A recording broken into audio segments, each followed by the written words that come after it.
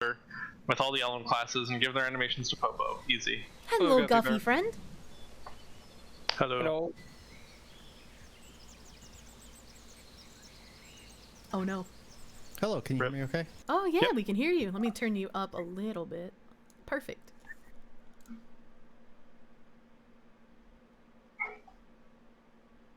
All right. So instance reset scrolls and what happened with that? Yeah, so my fault entirely, 100%. What happened was we were putting instance reset scrolls in many of the different systems, elite boxes.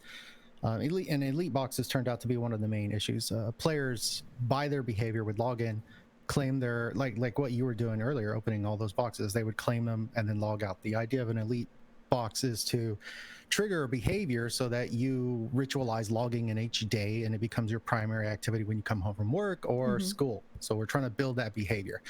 The failure of the system was players hoarded them, and an extension of an extension of that failure is due to the items we had in there.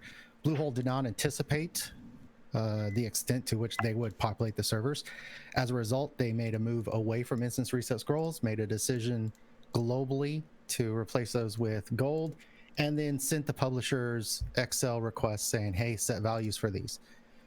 EnMasse doesn't have an econ team. We don't have an event team. We were a full-fledged publisher. We are responsible for socials, platforms, customer support, payment portals, whatnot. We are not a team of developers, nor did we ever really care to be developers. So I was in the position to manage that communication at the time. I sent the request back to the Tera biz team, my contact there, and said, hey, yo, we're not in a position to make these values. I'll share whatever logs I can, but we need your help and your business team to set the in-game economy for this. And this is something that we didn't take control of. We don't set in-game value for anything. In fact, when you look at a lot of the things in the cash shop or like the dungeon delver, we would design the product, but then we'd offer it back to Bluehole, and Bluehole would set the quantity and value of those things. So often they would say, no, you can't have 5 of these, you should have 10 of these, and this would be the price. They control the economy all the way through, for many, many reasons. This is one of those situations where we're like, hey, no, we'll provide you with all the information you need, but you need to set the economy. And then it was just kind of forgotten. It just drifted off, and we went on to the many, many other things that people hated us for. So so then a patch came, and one of the parts of the patch was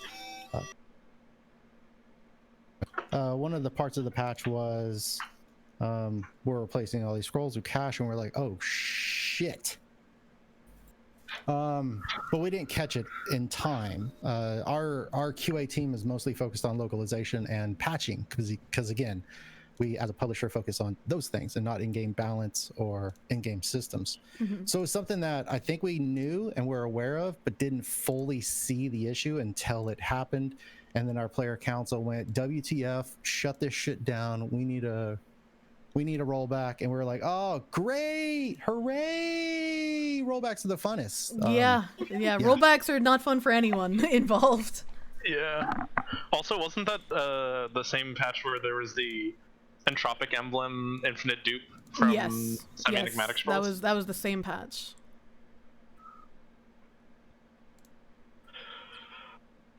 Yeah. Yeah. I really wish you guys had like some I sort of got the sense that the player council put their feedback in retroactively, not proactively. You know what I mean? It depended. There were a lot of people, like, I mean, I can't say too much about what happened on player council, because like I don't want to accidentally trip over an NDA ley line, but like people would give proactive feedback a lot of the time. It just like I don't know what would happen to it after the feedback was given. Yeah, if you follow the industry at large, there's an interesting situation going on with Blizzard right now, where there was a bunch of tweets that were revealed that years ago there was a theory craft and min-maxer group that was speaking directly to Blizzard developers about World of Warcraft decisions, and a lot of the communication on that kind of just hits home for what basically goes on in the industry at large. Player council again, not part of the product team, which I was. They were more community. But from a product manager perspective, the way I utilize the player council is they're the experts. I know, even coming from a QA background, I know within 5 minutes, the player base will know more about a build than I will in the months leading up to it going live, because there's just so many of you, and you were all experts at the game, right? Yeah, monkeys and typewriters. Exactly. Yeah, it's we're never going to cover that much ground, and we're also never going to be as knowledgeable about how things will affect the game. So player council is there for us to throw ideas at. Dungeon Delver, the BG coins, strong boxes, all those things. I worked very, very closely with the player council. We would do Google Docs. I would share to them the ideas. They would make edits to it, and then we would send that off to Craft on Bluehole. For the same reason I mentioned earlier, we don't control the economy, and we don't really do final approval. Not that we didn't have the ability to do final approval. We could have cowboyed anything into the game, and if it worked out, great. And if it went to shit, then Bluehole came down on us. And it's in our interest not to screw up the game. So we would go through Bluehole quite often, but some things we wouldn't. Did the player council ever like see the values for the reset scrolls? Do you know? I don't remember. Can you even answer a question like that? Yeah. Don't worry. I'll censor anything that's highly sensitive. Been at this for 10 years, so I'm fairly decent at censoring. He's pretty myself, good at censoring but things. I will get myself into trouble from time to time. Yeah. No, the way that event happened. So if you had an instance reset scroll in your inventory, it had a price, right? Yeah.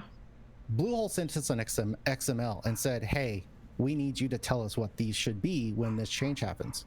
And my response was, "I cannot. I do not have an econ team." In fact, our BI team, business information team, our data team is a craft on team.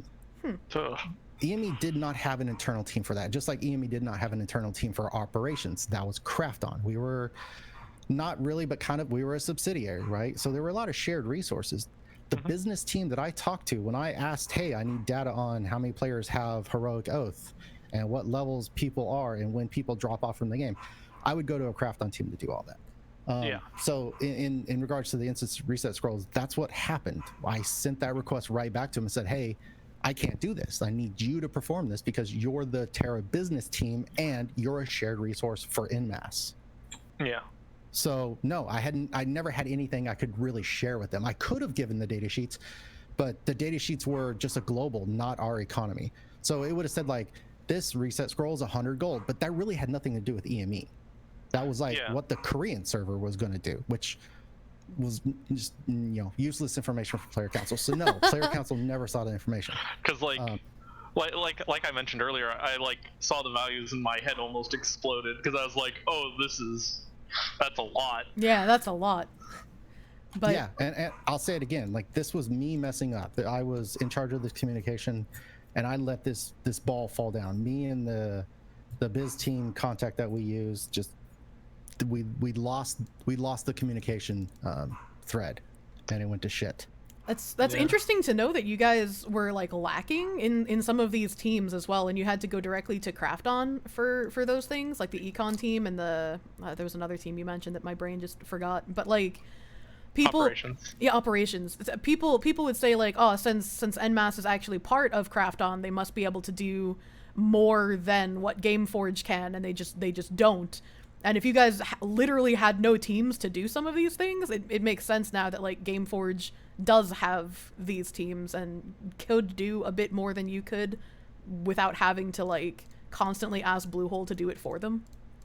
Yeah, if you look at Gameforge as a company, they're just a full publisher, right? So the deal that Craft On did with Gameforge is the traditional industry deal of a developer licensing a product with a publisher. But EME was created by Bluehole to have a North American office, because there were several Korean companies at the time trying to break into the North American industry region, and you had companies like NCSoft that were trying to solve those problems.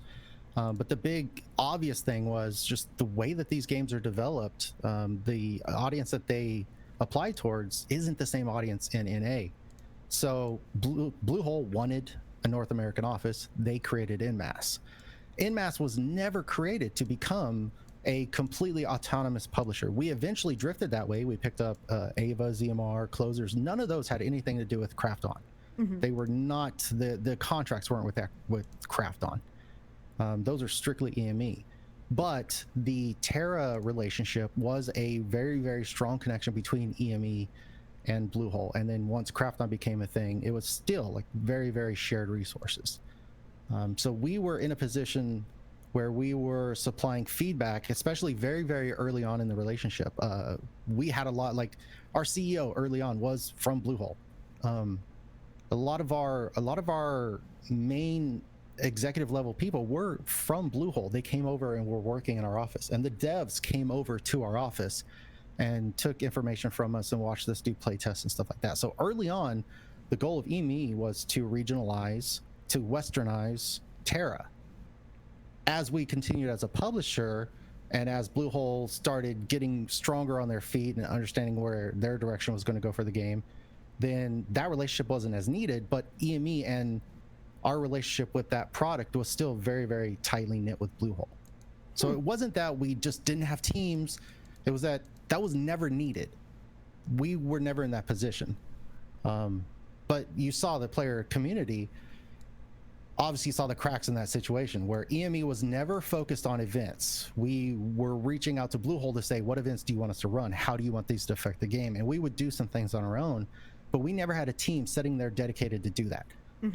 We had various product managers that were responsible for doing that, but we were also responsible for doing news posts, working internally to do a bunch of things.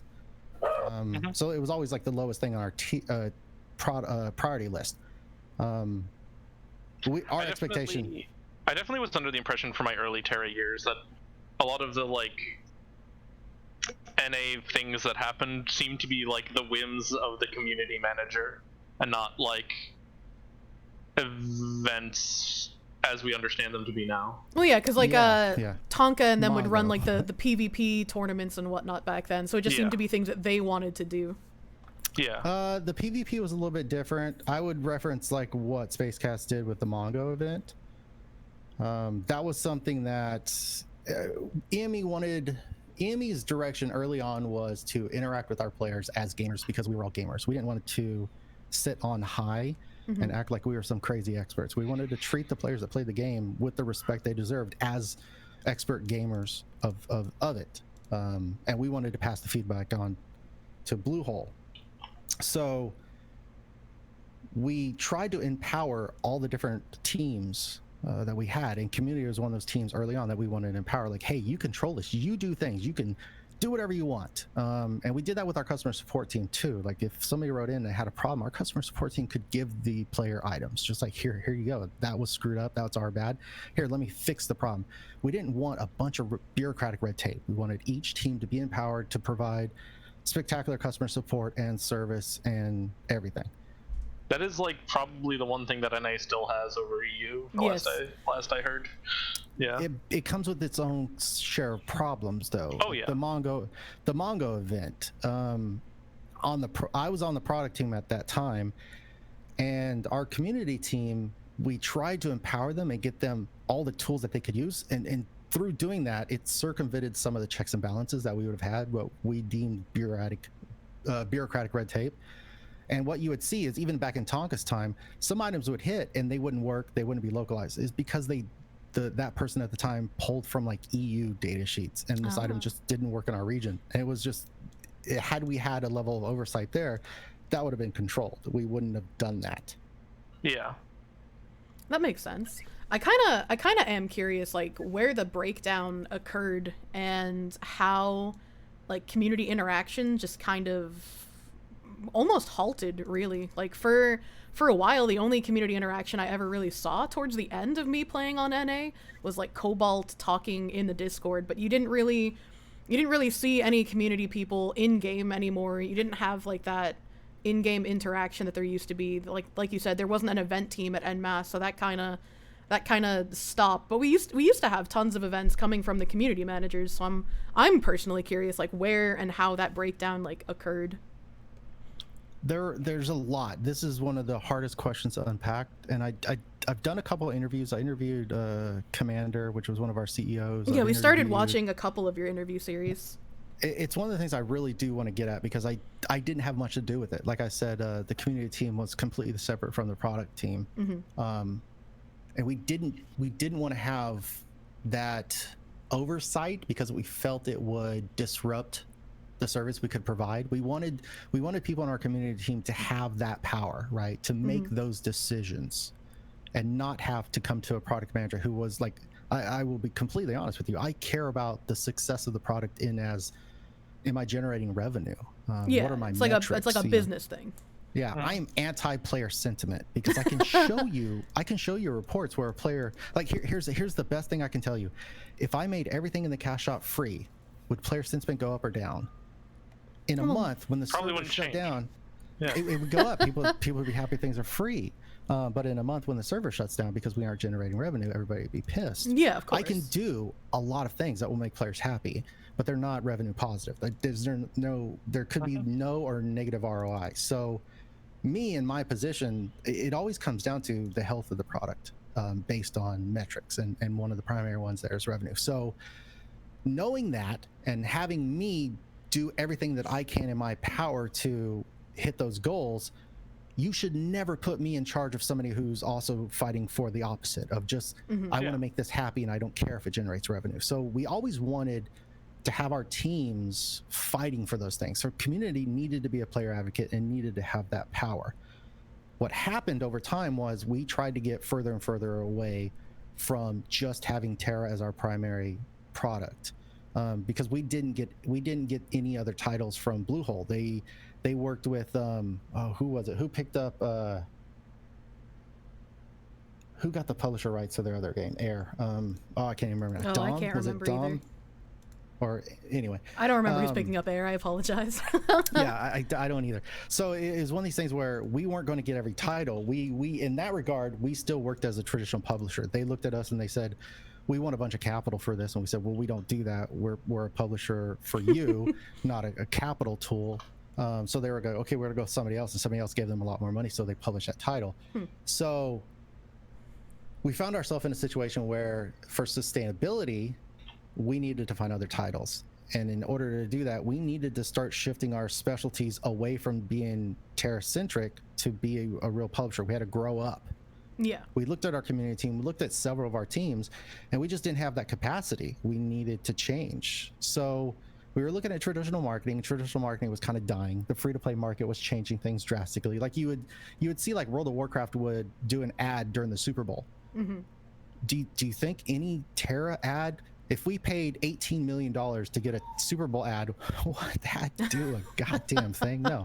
I don't think so. But it would be funny if it was like the old ads. Oh, it'd be hilarious. Are you an MMO foe, dude? A bunch of, yeah. We could have like Peyton Manning throwing a football and tackling an Ellen, and we'd be like, yeah, that probably works. That'd be great. That'd be great, but would it be money well spent? Probably not. It would not. It would not. So, sorry, I don't tell concise stories. It's prop. So That's what was happening? We're not about efficiency here. There you go. So what was happening is we were just trying to evolve our community teams, but we didn't have all the money to become an EA. So we weren't going to hire 500 people and build a giant office. We had to work with what we had. So we were developing a lot of our time to empower people like Cobalt, Bear Shoes to work individually, but we needed now people to be at a higher role to manage multiple projects. So we started trying to shift our community team. We hired Brian. We hired a couple other people that had different specialties, and none of that really worked out. So the shitty thing was we had a long period where community was trying to shift their focus to other things, and we never really figured out how to make those things successful. And then we started reducing staff, and it became things of like the product management. So Cobalt Dragon, his last role at EME was a split between customer support and product management team. I can't remember what his actual title was, but he was moving into the product management team and doing community.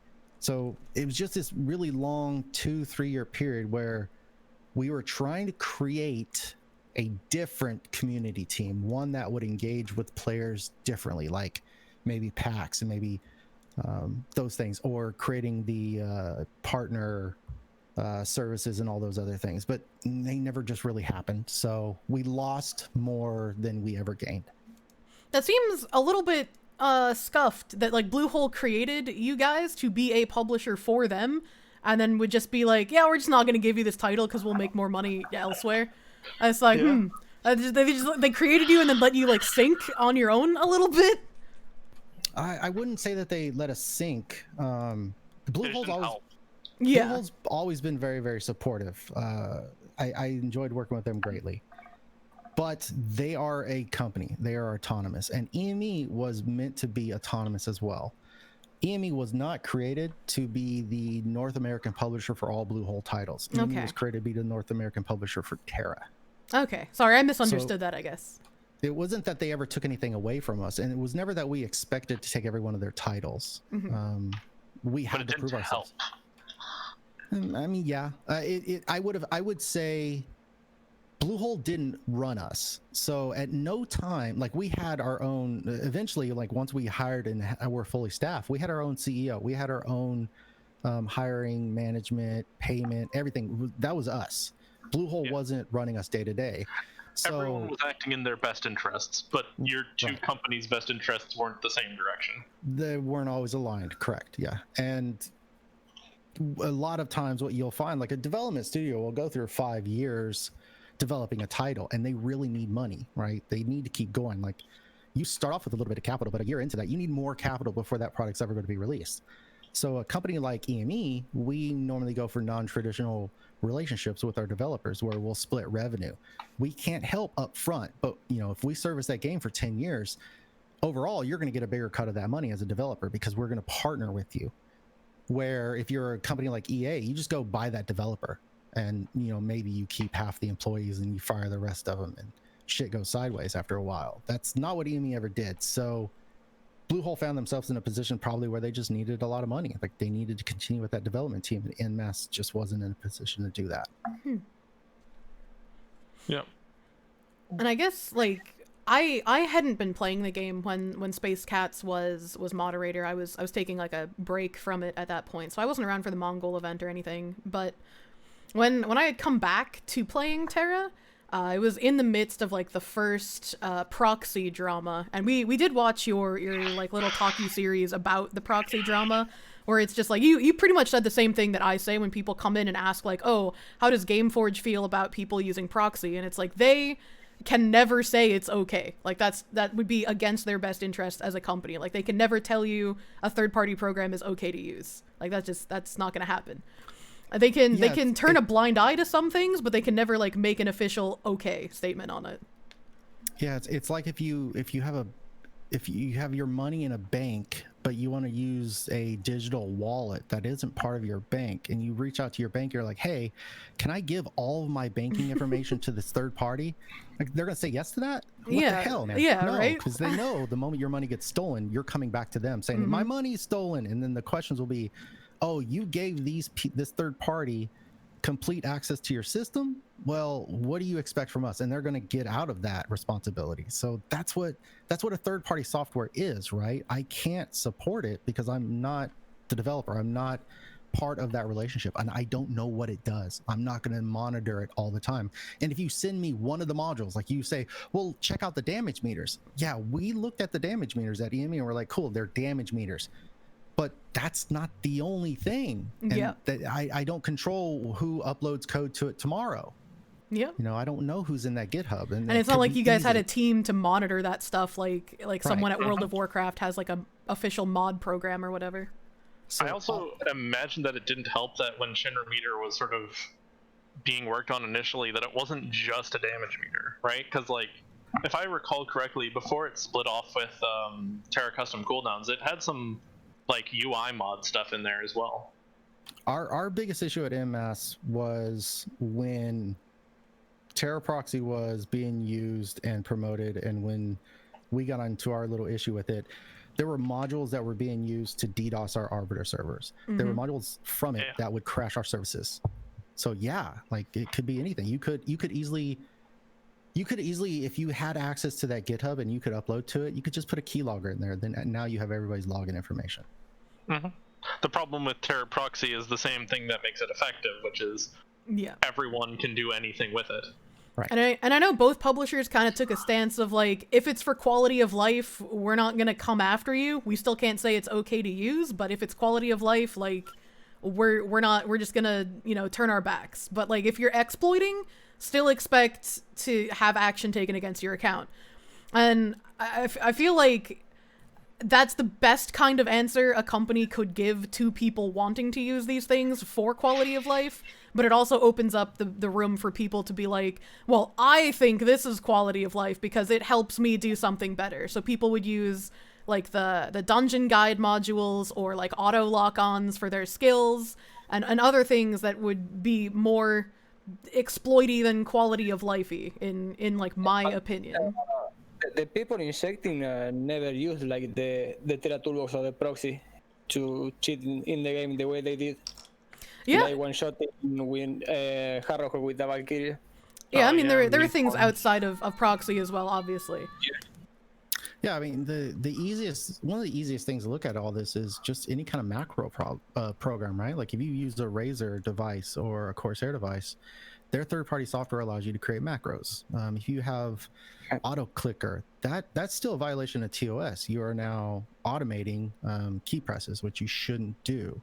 But I'm not out there looking for anybody who has third-party Razer software installed on their PC to block them. That's stupid. That's not going to be what I'm going to do. Out of curiosity, I guess, because I probably didn't end up reading the terms of service for EnMasse, does it only care about third-party software, not hardware? Because like theoretically, electronically speaking, you could make an auto clicker that's purely mechanical, right? You just get a very small capacitor. We intentionally make it vague because we're not prophets. I can't say what's going to happen in a month from now. If I write something that's completely like definitive, then it's an easy argument, right? So these things by design have to be vague so that they can encompass future changes. I don't think we ever said third-party software. It's usually written in a way where it's anything that impacts the game negatively. You would say something like that so that you can easily make that argument. Like, look what you did, that you crashed Arbiter, negatively impacts the game. You create high ping. Like, remember early on, and I think this kind of still exists, the Lancers would just spam their block and everybody around them would lag out. Like, you could do that in dozens of different ways. That wasn't hard. You shouldn't be able to do that with a human finger and a keyboard. You'd probably catch a keyboard on fire. But it's just pretty much anything on everybody's computer out there would have some software that would allow that to happen, and bam, you're causing latency and crashing people around you. You're just injecting that in the server. Right. So it's just one of those situations where the developers did not anticipate this kind of an issue, this communication, and then once it was happening, it's like, oh crap. So then the only thing you really can do is create a patch. Like, okay, now the server in its communication cannot allow this many inputs at a time. So you just have to build that in there. And it's just one of those things that a developer typically is not going to think about. Like, how are people going to exploit this tool? How are people going to exploit server communication? And that's one of those things. Yeah. And then one of the other things, and I think you briefly mentioned it when you were talking about it on your channel as well, people were just like, well, why don't they just hire the people who made proxy to work for them so that everything is monitored at their company? And it's like, I don't think that's a possible. Yeah, it's like, I don't think that's a possibility, really. I don't know how that works on the business side. So I mean, Burn was already making money off that kind of stuff, and like I remember when we had the whole meme slash thing happen, right? Oh, meme slash! I'd forgotten about that. It's miserable time. So there are two easy answers to that question. One, yeah, you would love to hire those people, but who would hire these people in this instance? I don't have access to the code. It's encrypted. Our EME never had access to the code to the game. We get delivered a game file that we upload, but we don't have coders, so we wouldn't hire anybody to do this. So when you heard Brian say, yeah, we're going to look into no, we have absolutely no authority as a publisher to hire modders to do anything that would affect the game. The developer's the one that has to do that relationship. I can't do that relationship. That was just a terrible point of communication between us.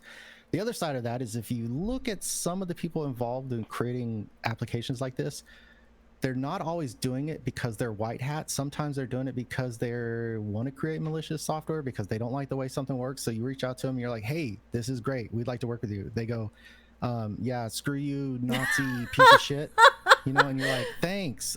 Can we not be toxic and have a professional conversation? No, I hope your grandchildren's burn in hell. And you're like, oh, what the okay, fuck? Great.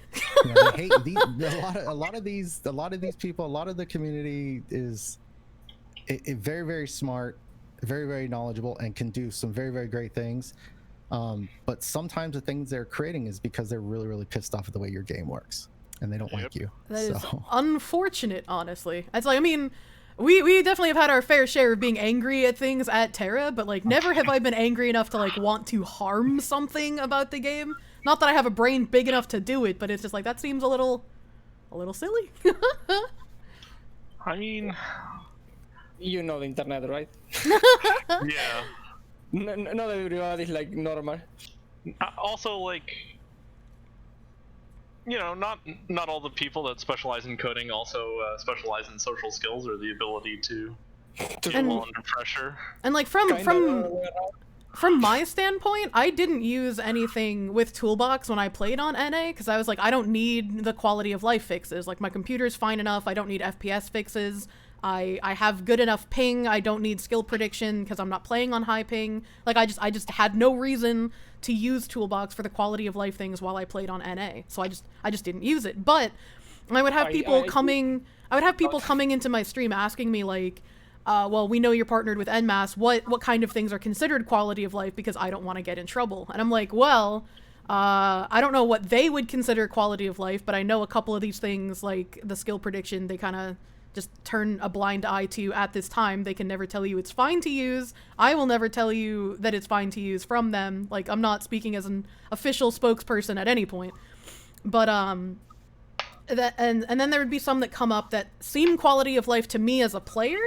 Like the auto loot module, especially after Bluehole changed the looting timers in dungeons.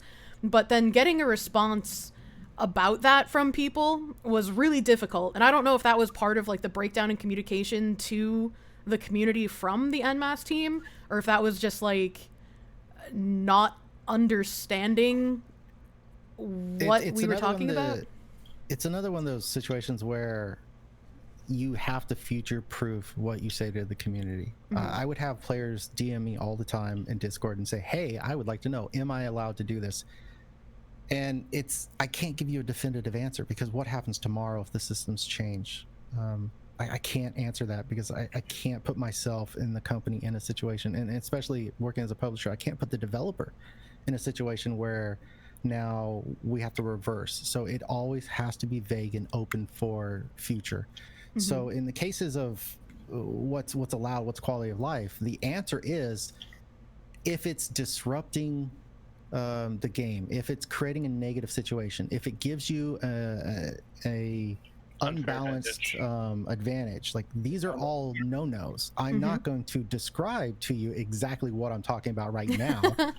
But you can figure out. Yeah, like, does this give you an unfair advantage? Yes or no? It's not, tell me if I can use a thing. No, does it give you an unfair advantage? And that's the best we can ever offer. And it's less about turning a blind eye. It's just, we have to protect our user base. If there's nothing I need to protect you about right now, like if you're outside, it's the middle of the day, you have complete visibility, no cars on the street, and you jaywalk, I'm not going to give you a ticket. If you're jaywalking and you're stopping traffic and it's dangerous, I'm going to give you a ticket. It's not turning a blind eye, it's I'm protecting you. In the first instance, just giving you a ticket when you're jaywalking and there are no cars around, I'm not protecting you, I'm just being a dick. So that doesn't make sense. So I'm not going to go chase down, I'm not going to go to Twitch and YouTube and track down every user that has damage meters up and go after them and ban their accounts and sue them in court. That doesn't make any sense. I'm not protecting anybody. But when modules are released that can allow DDoSing, then I may need to get Zine code so I can block that service and try to keep our servers up. So it's just one of those situations where I can't say definitively if you use this application because tomorrow it may be full of keyloggers. I can't say. Someone in chat asked, is the nude mod for Tera okay? Yes. That's another interesting one, right? Like, we went to Gamescom, and Gamescom, when you go to Germany and you want to show your product, you have to go through a rating just for what you're showing on the floor. They are very serious about what you can show, what should be in their games, and every region has that, right? NA has ESRB, EU has PEGI, Australia has their own, Germany has their own, Japan has their own. All these different rating boards have different criteria that you have to meet. So when we made that change, that's why we were making that change. Like, what is going to work in our region? What can we get by with? What can we show? Mm-hmm. So it's one of those things where I'm not going to tell you what you can and cannot use. If you break your application, that's a thing. But as a publisher, I have to meet rating approval. And I have to do that based on the criteria that's on that rating board. That was like one of the first things I did when I installed Tera was immediately mod it to remove the censorship from all of the Elin and Castanet clothing. Because it like, I don't know if it was probably Bluehole who created the new meshes for the clothing to make it censored. I wouldn't imagine that was you guys at EnMasse who did that, right? Right, yeah, we don't have the ability to do that. Yeah. So like the meshes that changed for the censorship on the clothing were just like really ugly, plain like gray shorts over everything. Yeah, and I was like, that looks terrible. It just looked bad, so I was like, I'm immediately just gonna mod this. I don't want to look at these bad textures. And I've used client-side mods for a very long time. The only reason I don't have any client-side mods on right now is because all of them broke with the 64-bit update, and like they all need to be converted to 64-bit textures. Prepare. Another question, and I don't know if you'd be able to answer this as well, as far as like, because you weren't on the community team. When I came back to Tera in the middle of all the proxy drama, I had wanted to, since this was a game that I had loved for many, many years, and I hated seeing so many people just angry at EnMasse and like just being needlessly inflammatory over all of the issues with it. I was just like, I would like to get on the partner program. I would like to try and help facilitate communications. Like, if they don't have people to expend on these communications, I would like to try and help in any way that I can. And when I got on, Jonathan, thank you for the host, by the way. When I got on the partner program, I started looking at like all the other people who were on the program with me. And I was like, this is really strange. There aren't many people on this program who have played any game by EnMasse in like years. Like, not just Tera, but like they don't play closers, they don't play Critica. Like, why are these people here if they don't do anything for EnMasse or for any of their communities for their published titles? And the few like people who are on there for Tera also played very infrequently. And so in the like partner channels, it was pretty much people who played Critica, people who played closers, a couple people from Tera console, and then I was like the only one from PC who had any sort of communication in the partner channels. And I was like, this seems really weird to me. I wonder why they don't clean this program up. I wonder why they don't have more interactions with us as partners. And after a few months of like just struggle communications, I was like, okay, I guess maybe I need to get on the player council to have any sort of help or impact that I wanted to. Yeah, it's another one of the clear points where we did not fully realize a plan. We had several different tactics that we were using at the time, one of which was not to directly communicate with influencers. We would go to agencies. So like at one time we partnered with Nerd Fusion. We didn't do that on our own. We didn't call it Nerd Fusion. It wasn't just some random dude at our office going, hey, Nerd Fusion, what's up? We would go through an agency and say, hey, can you send us some of your influencers so that they can do some sponsored streams. And that's what you'll see a lot of publishers do. We don't create internal teams that then go out and do a bunch of things. There are already agencies set up to do this, and you interface with them. So you take a game like Closers, where it has such a very, very small niche community, you're not likely to find a very high value influencer. And what you're looking at, like if I'm going to spend $10,000, $50,000. I don't want to spend that on somebody that is like a 16 viewer Andy. You know, I need someone that has reach. I need someone who's creating YouTube that hits at least 1 million views, or someone that's streaming to, you know, a couple thousand streamers to get that money's worth. Sorry? I mean, good luck with closers, finding someone to be. No, exactly. So, like, and if I'm in a situation like that and I go, well, I really want to work with the influencers, this is kind of where marketing seems to be headed, then how do I do that? Do I spend all the money and build up an internal team that would then specialize in building up people's careers, or do I go to an agency and say, hey, here's $50,000, put your streamers on top of it? So then, you know, someone like you who is actually a gamer that plays these games, you come in and you see this and you're like, I'm a little turned off by this. This is kind of scummy and nasty. Like, I don't like these guys. They don't even like the game. Their audience are toxic pieces of crap. But it's a means to an end, right? We need views. We need, as a publisher, your job is, you know, we're stocking the shelf. We need people to walk down the aisle and look at the product, and that's what we need to do. That's what your developer expects from you. That's what your developer can't do, right? They're sitting there coding. They're working 24 hours a day for, you know, 88 months to put a product out, and your job is to put that in front of as many people as possible. So we never fully realized the partner system. We didn't know what was going to be successful, and we were trying a bunch of things. Some of it we did internally, some of it we did with a small group, and some of it we spent money on agencies to get influencers. But it was a system that abruptly ended because it wasn't really going anywhere and wasn't deliberate. And we felt the same way too. There was internal feedback of like, yeah, it's cool that Dan's Gaming is playing Tera, but he's not a Tera player, so I don't want to watch this. Yeah. But he has the views. He does get the views. And it was just like, it was just another thing, especially since, you know, everyone in the community could see in the EnMasse Discord, like, who was a partner, and they'd just be like, who are these guys? And it was kind of the same thing with Player Council after a while, too. It was just like, there's a handful of these people that are active and actively playing and play the game and actually communicate, and then the rest of them are just like, who are these people? They haven't played Tera in years. Why are they still on this program? And it was just another way for the community, and especially me, once I got to see behind the scenes, was just like, there's just no communication here. There's just, it's a dead stop. Like, I just don't understand what's happening. And so it was another way for everyone to see, like, the breakdown in communication and saying, well, like, they just don't care, clearly. Yeah. I look at these systems. I look at the partner systems. I look at our player council, and they are all a bunch of tools that I wish we could have used far better. I wish we would have had more expertise in it.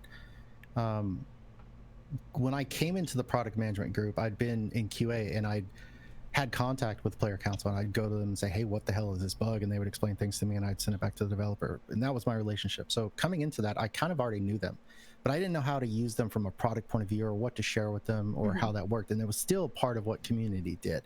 Player council was kind of there just to moderate and to do random things. And I didn't really understand what was happening. And I would have product managers just tell me, well, go share it with player council. And I'm like, go share it with player council? Like, what are you even talking about? Like, why would I, what? And it was something that I learned over time. Oh, this is why I'm talking to these people. This is what they're there for. And looking back on that, I'm a very critical person. I think that you root out all your failure, not because you want to blame anybody, but because that's your opportunity to find success. So looking back on that time, like, I'm highly critical of what we did with player council. There's so much more that we should have done.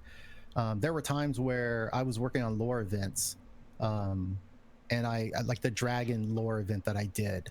The player council, I reached out to him. I go, hey, who here does RP? And no one did RP. And I'm like, well, shit, we have celestial heroes. The player population is kind of strong. Like, we tried doing server merges and remove to remove CH, but like the community came back and was like, hey, there's not many of us, but we are here and we want to be here. Don't touch us. And we're like, oh shit, okay.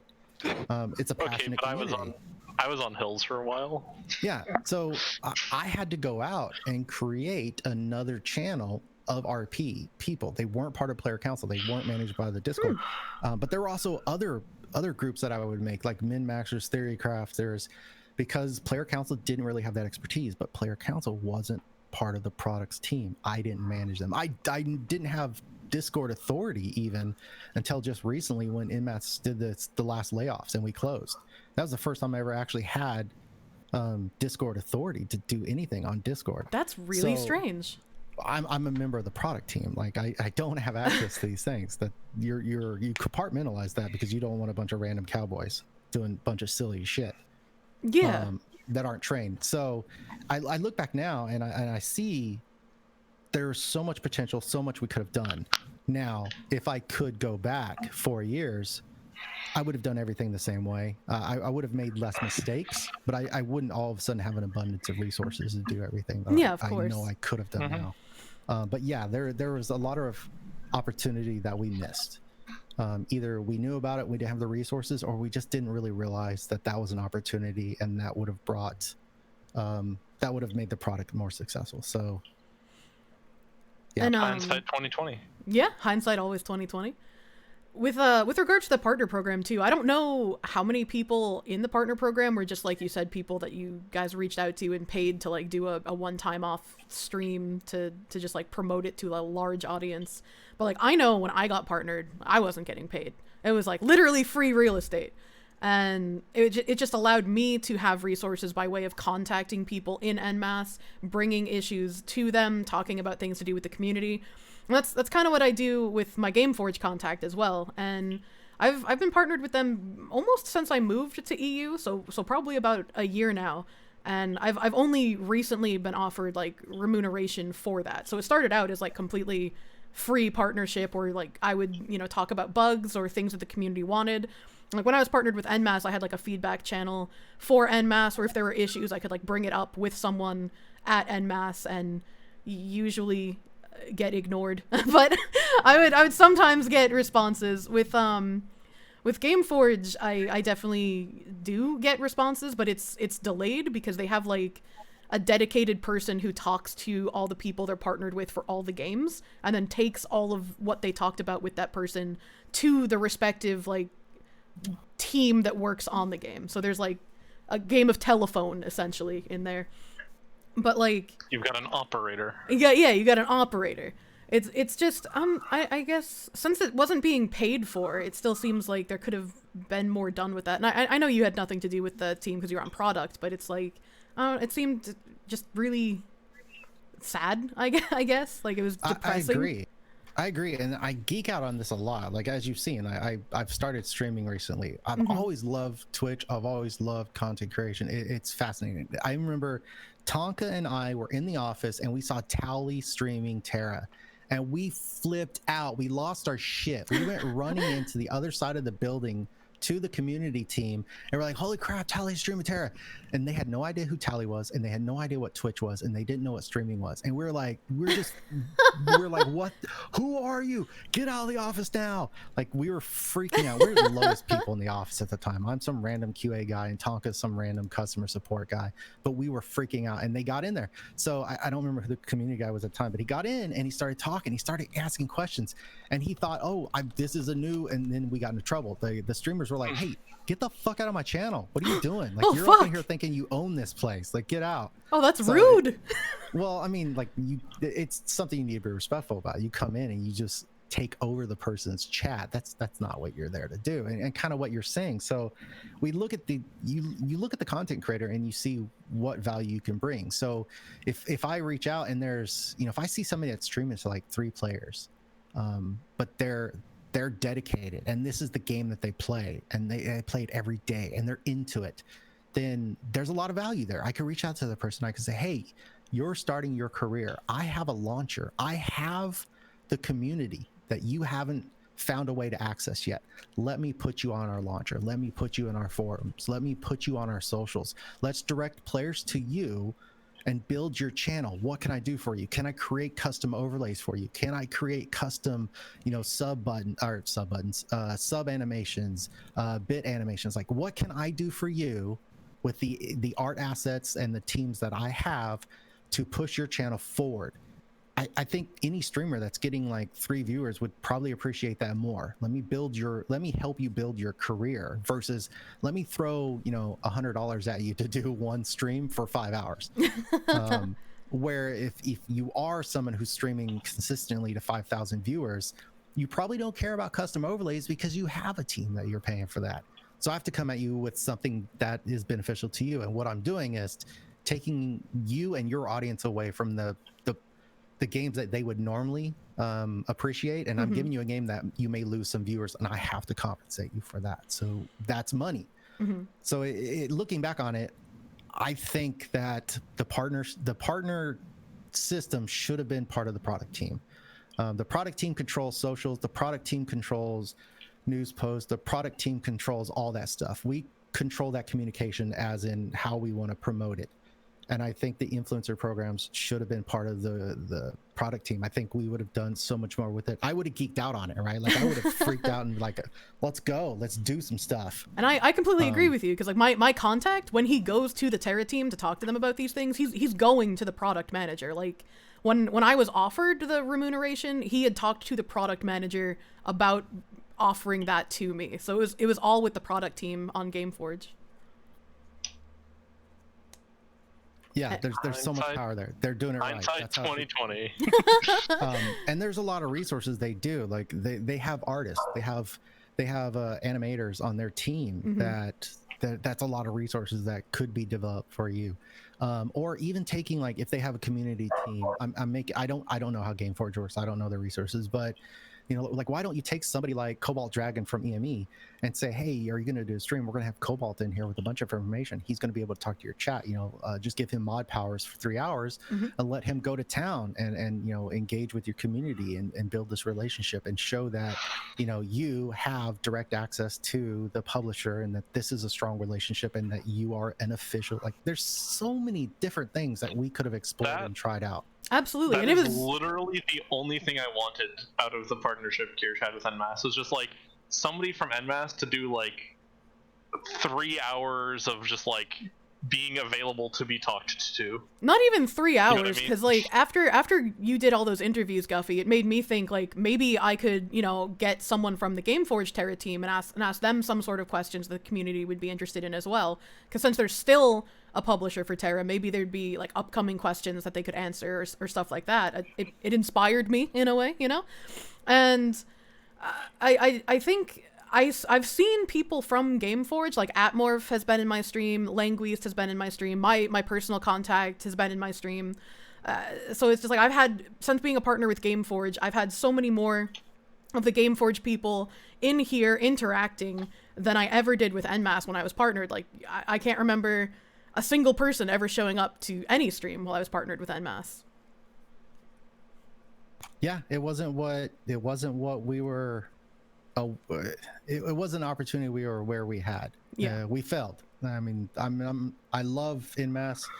I worked there for 10 years. I'm sad to see it go. It's going to be sad the last day that my closer server turns off in like a week and a half. The EME Tera PC server goes down in like 3 weeks, and I recently started playing Tera again because I want to be there. I want to be there when the server goes down. It's going to be very, very sad. So I will always look back on this time, and I will always appreciate it. This is going to be one of the most amazing times in my life, and the community I met have been some of the greatest people that I've ever played games with. You're learning Valk, right? If I remember right. I'm on Valk right now. Yeah, I never played Valk. I stopped playing Tera about the time the Valk was coming out. Right when the Awakening was coming out. Yeah. So I came back and I was literally until 3 weeks ago, Valk was the only class I hadn't apexed. Like, yeah. So I wanted to see this. Like, I didn't play every class on my own, but I was in the QA team, so I tested every class. I knew like the in and outs. I just didn't know how to min-max them. So having never seen Valkyrie, I wanted to come back. I wanted to experience that. So like I look back on this time, and it's amazing. I had so many amazing opportunities, did so many super fun things. But not everything was successful, right? Like we didn't do the best we could have done in some situations. I will honestly tell you, we never sat in a room and said, let's screw everybody over. Hey, what will players hate? Let's do that. This is fuck with the player Friday. Like we never had those kind of discussions. Yeah. That's not how things work. Everything that we did I mean, like, you had a lot of people that were wanting to go home on the weekend and you know, spend time with their family. So it was never in our interest to cause disruption or to make our players mad. But that happened, you know, from time to time or frequently at certain times. So we weren't nailing it. We weren't doing the best that we should have been doing, and the players were the ones suffering. And I wish we could have done better. So it's one of those things, like, there's so many opportunities. And now, like, after 10 years, again, hindsight, right? Now after 10 years of working in this industry and working at EME, it's like, oh my God, there's so much I want to do. And one of the things I love engaging on the streams. I love coming in here and having this opportunity to do this, because it gets me the opportunity to review this, talk to people, and go over my ideas and find out where I was wrong. And hopefully it's one of the things I can promote through my streams, is that as a player, if you tell me, hey, fix PvP, I can't do anything. Is not helpful. What do you want me to do? Like, I can remove it. Does that fix it? If I can remove it. PvP, it's no longer broke. Fixed. Yeah. You know, I don't know what to do. Yeah, but it also goes for, like, influencers. Like, if somebody comes up to me and says, make a peanut butter and jelly sandwich, I'm going to start making a peanut butter and jelly sandwich. I'm going to get the resources I need. I'm going to create the environment that I need. I'm going to start. If some random person comes over to me later on and says, well, I'd really like, you know, a hot dog, I'm making a peanut butter and jelly sandwich. Like, bro, I'm focused. This is what I'm doing. I'm just gonna make the best PB&J I've ever made. No one's ever gonna see the quality, but I'm so tunnel visions. I'm so focused on what I want to do and what I want to execute. I'm not aware that there are people over here that want hot dogs. So as an influencer, as a player, I really want people to be aware that developers and publishers, they do want to make these games as successful as possible. That's what we're doing. But there's sometimes that we're just tunnel vision. That there's sometimes where we're looking at a metric, or we've taken some advice, and this is what we're focused on, and we're missing it. We're missing the opportunity. We're missing the feedback, and we're basically going to just go forward, zerg right into it until it fails. And maybe even keep driving through the failure for a little while before we realize, oh, this is a craptastrophe. This is terrible, right? Terrible. To meme it. And it's one of those things where everybody wants the best for the game. I definitely. And it's a two-way street. Like, the better our communication can be as a publisher, as a developer, awesome. That's a better relationship. But also from players, from influencers' point of view, like, tell us what you need, tell us what you want, and explain it to us all the way. So, like, someone who is streaming to 61 people right now, what is the best thing that you want? What's your pain point? I don't know what your pain point is. Like, maybe you're like, I just need another set of emotes. Like, I want my tier 3 elite to be the best product on Twitch, and I need emotes. The person I go to emotes for isn't available for 6 weeks. Like, tell me that. Come to me and say, hey, can you create me emotes? Fuck yeah, I'll go do it. Let me get back to you. Like, that would be amazing. I don't always know that that opportunity is something I should be chasing. Yeah, and I mean, from my perspective, when I wanted to be partnered with EnMasse, and then when Gameforge reached out to me as well when I moved to EU, like, I didn't have in my mind, like, oh, I can ask them for all of these assets, I can ask them for emotes, I can ask them for, like, tools to build my channel. It was more just like, I love this game, and I want to make sure that I can help the community in any way that I can. I've loved this game since it released. I loved it on NA, and unfortunately my heart got broken, and I want to keep continuing doing whatever I can for this game. So I wasn't even thinking about entirely what it could bring to my channel beyond getting, like, maybe codes on occasion to, like, do giveaways. But, like, I mean, yeah. When I was partnered with EnMasse, I was offered an opportunity, and they did this a lot with Ceremonin on console, where they would, like, have his stuff embedded in the launcher and have him promoted on the forums, and they would tweet him out on social media all the time. And they offered that to me. They were like, hey, we want to put an embed to your stream on the Tera NA PC launcher. We want to have a link for you there. We want you to write, like, a small bio. We want to have a description so we can start promoting you. And, like, I did all of this. I took the time. Like, I wrote the description. I went out and I, like, before I had my model, I took, like, pictures. And I was like, here's, like, a bundle of stuff. Here's some assets from my stream. Like, go wild with however you're gonna do it. And then it just kind of never happened, and Singlebear was like, we're just not gonna do this anymore. And I was like, oh, all right. Did all that work for nothing? That's kind of strange. And then Gameforge, after I did sign a contract, was like, well, we're gonna do the same thing, basically. And I was like, I have heard this before, and I am cautious. So, so yeah, it's like the benefit to my stream for that promotion stuff came like after. It wasn't even something I had in mind really when I was going for it. I was just like, I want to help. I want to help any way I can.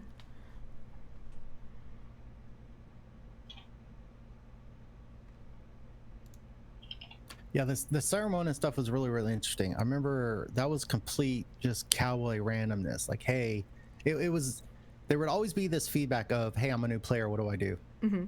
And as a publisher, that is something that I should be solving. That's not the developer's issue. I mean, the game, when you log into the game should help you out. But as a new player, like, you're my opportunity. I need to be able to realize, like, you haven't logged in for 6 months. I should send you an email and give you an update. Here's where the game's at. Here's a free item. Mm-hmm. The day you log in after being dormant for 5 months, I should send you an email immediately. Hey, welcome back. Here's some items. Here's what you should be doing. And we never did that. I just wasn't aware enough. I didn't know enough. Okay, sorry. Yeah, that's the second thing I wanted. Because, like, I also sort of had an idea of where you could put such a thing in game, right? Because, like, the calendar event stuff, I think it would have been rad if you could have had like a state of Tera every 3 months or something. That's like, here's, because like, it is my general opinion, no offense to everyone, but people are stupid. And true. There are a lot of people that are passionate about things to not become stupid at them anymore. Which is how we have people that know things about video games and also know things about relevant information like science. And that, like, a lot of people don't have the time to do that. You know what I mean? And like, if you just gave, like, I think I saw the perfect version of this recently in, like, I think the Zerker Discord or something, that was like, it was just a visual flowchart for like gear. You know what I mean? And I really wish that like every, 3-6 months or whatever, there'd been like a thing that's like maybe could have been on the new player, like, welcome back box screen or something that's like, here is what you need to do. Because like, even now, like, to get Kaya gear, as of last patch, I don't know if this has been fixed yet because I've gotten the quest on like all of my characters, but you had to do 2 quests and there was 0 indication in the game you needed to do these quests. And I had to explain to at least 20 people, like last month alone, like, they're like, how do I do this? And I'm like, you go here and you do this. And then the follow-up question of how was I supposed to know that is just like, I don't know. You know what I mean? And I really wish there'd been a semi-automated thing that's like, not necessarily like, how do I get best in slot with 3 perfect rolls? You know what I mean? But like just basic idea. Back. Yeah, like, here are some short-term goals to work on. Yeah, exactly. And I think that rests on the publisher to solve that problem. And then the idea of working with Ceremonian was to do that, but he was only console. So he was creating a bunch of these guides, but he didn't have an audience. We had an audience and we didn't have guides. So partnering with him and having a playlist of here's all the guides for these things, that was great. And I love that. I reached out to Player Council and the community team. I was like, hey, I need a Tera PC person that does this. And all we could ever find were EU people. So at the very beginning of their guide, they were like, have Tera Club. And I'm like, I can't use that video. Like, this isn't gonna work. So I never, in the whole time that I was involved in it, I never once found a Tera PC person who was willing to make a bunch of guides. There was nothing I could offer anybody. No one existed that I could connect with. That's what we had tried doing as well. Yeah, we tried so hard to make our own, and we just kept running into problems because people are stupid and can't follow instructions. Yeah, so I also, and I know there's absolutely no way that you guys like could have like, because like I said several times to like tons of different people back when I was on NA, like, I just want like to play Tera with like whoever's in charge of like the community stuff at EME, because you know, obviously they were a lot more active back in Bay, but like just like, because I'm sure if you gave me like 5 hours with them, I could take them through leveling and like explain to them the gearing system well enough to like I was convinced that I could probably get them to enjoy the game. You know what I mean? And like I was willing to do that. But like obviously not having somebody to actually be like, hey, I'm here to share that with you guys would have, you know, I feel like there's a lot of people, but it's hard for them to be noticed without already being established. You know what I mean? Because just like some random guy, it's like, well, does he actually know what he's doing? Yeah, and that's the power we had as a publisher, right? We would immediately give that level of authority to somebody just by promoting them on our channels. Yeah. So yeah, we were in the position, and that's what we should have been doing. And then when it finally happened, and they were like, "Yeah, we're gonna do this with you," I was like, "Yes, finally, we can do the thing." And then I just stopped, and I was like, "Oh, yeah. Okay." Yeah, I can't speak to that. I wasn't there. I know it happened with Ceremonin. I was working with Ceremonin when I got moved to the closers team. So I handed Ceremonin off to Cobalt Dragon. I was like, hey, own this relationship, push it.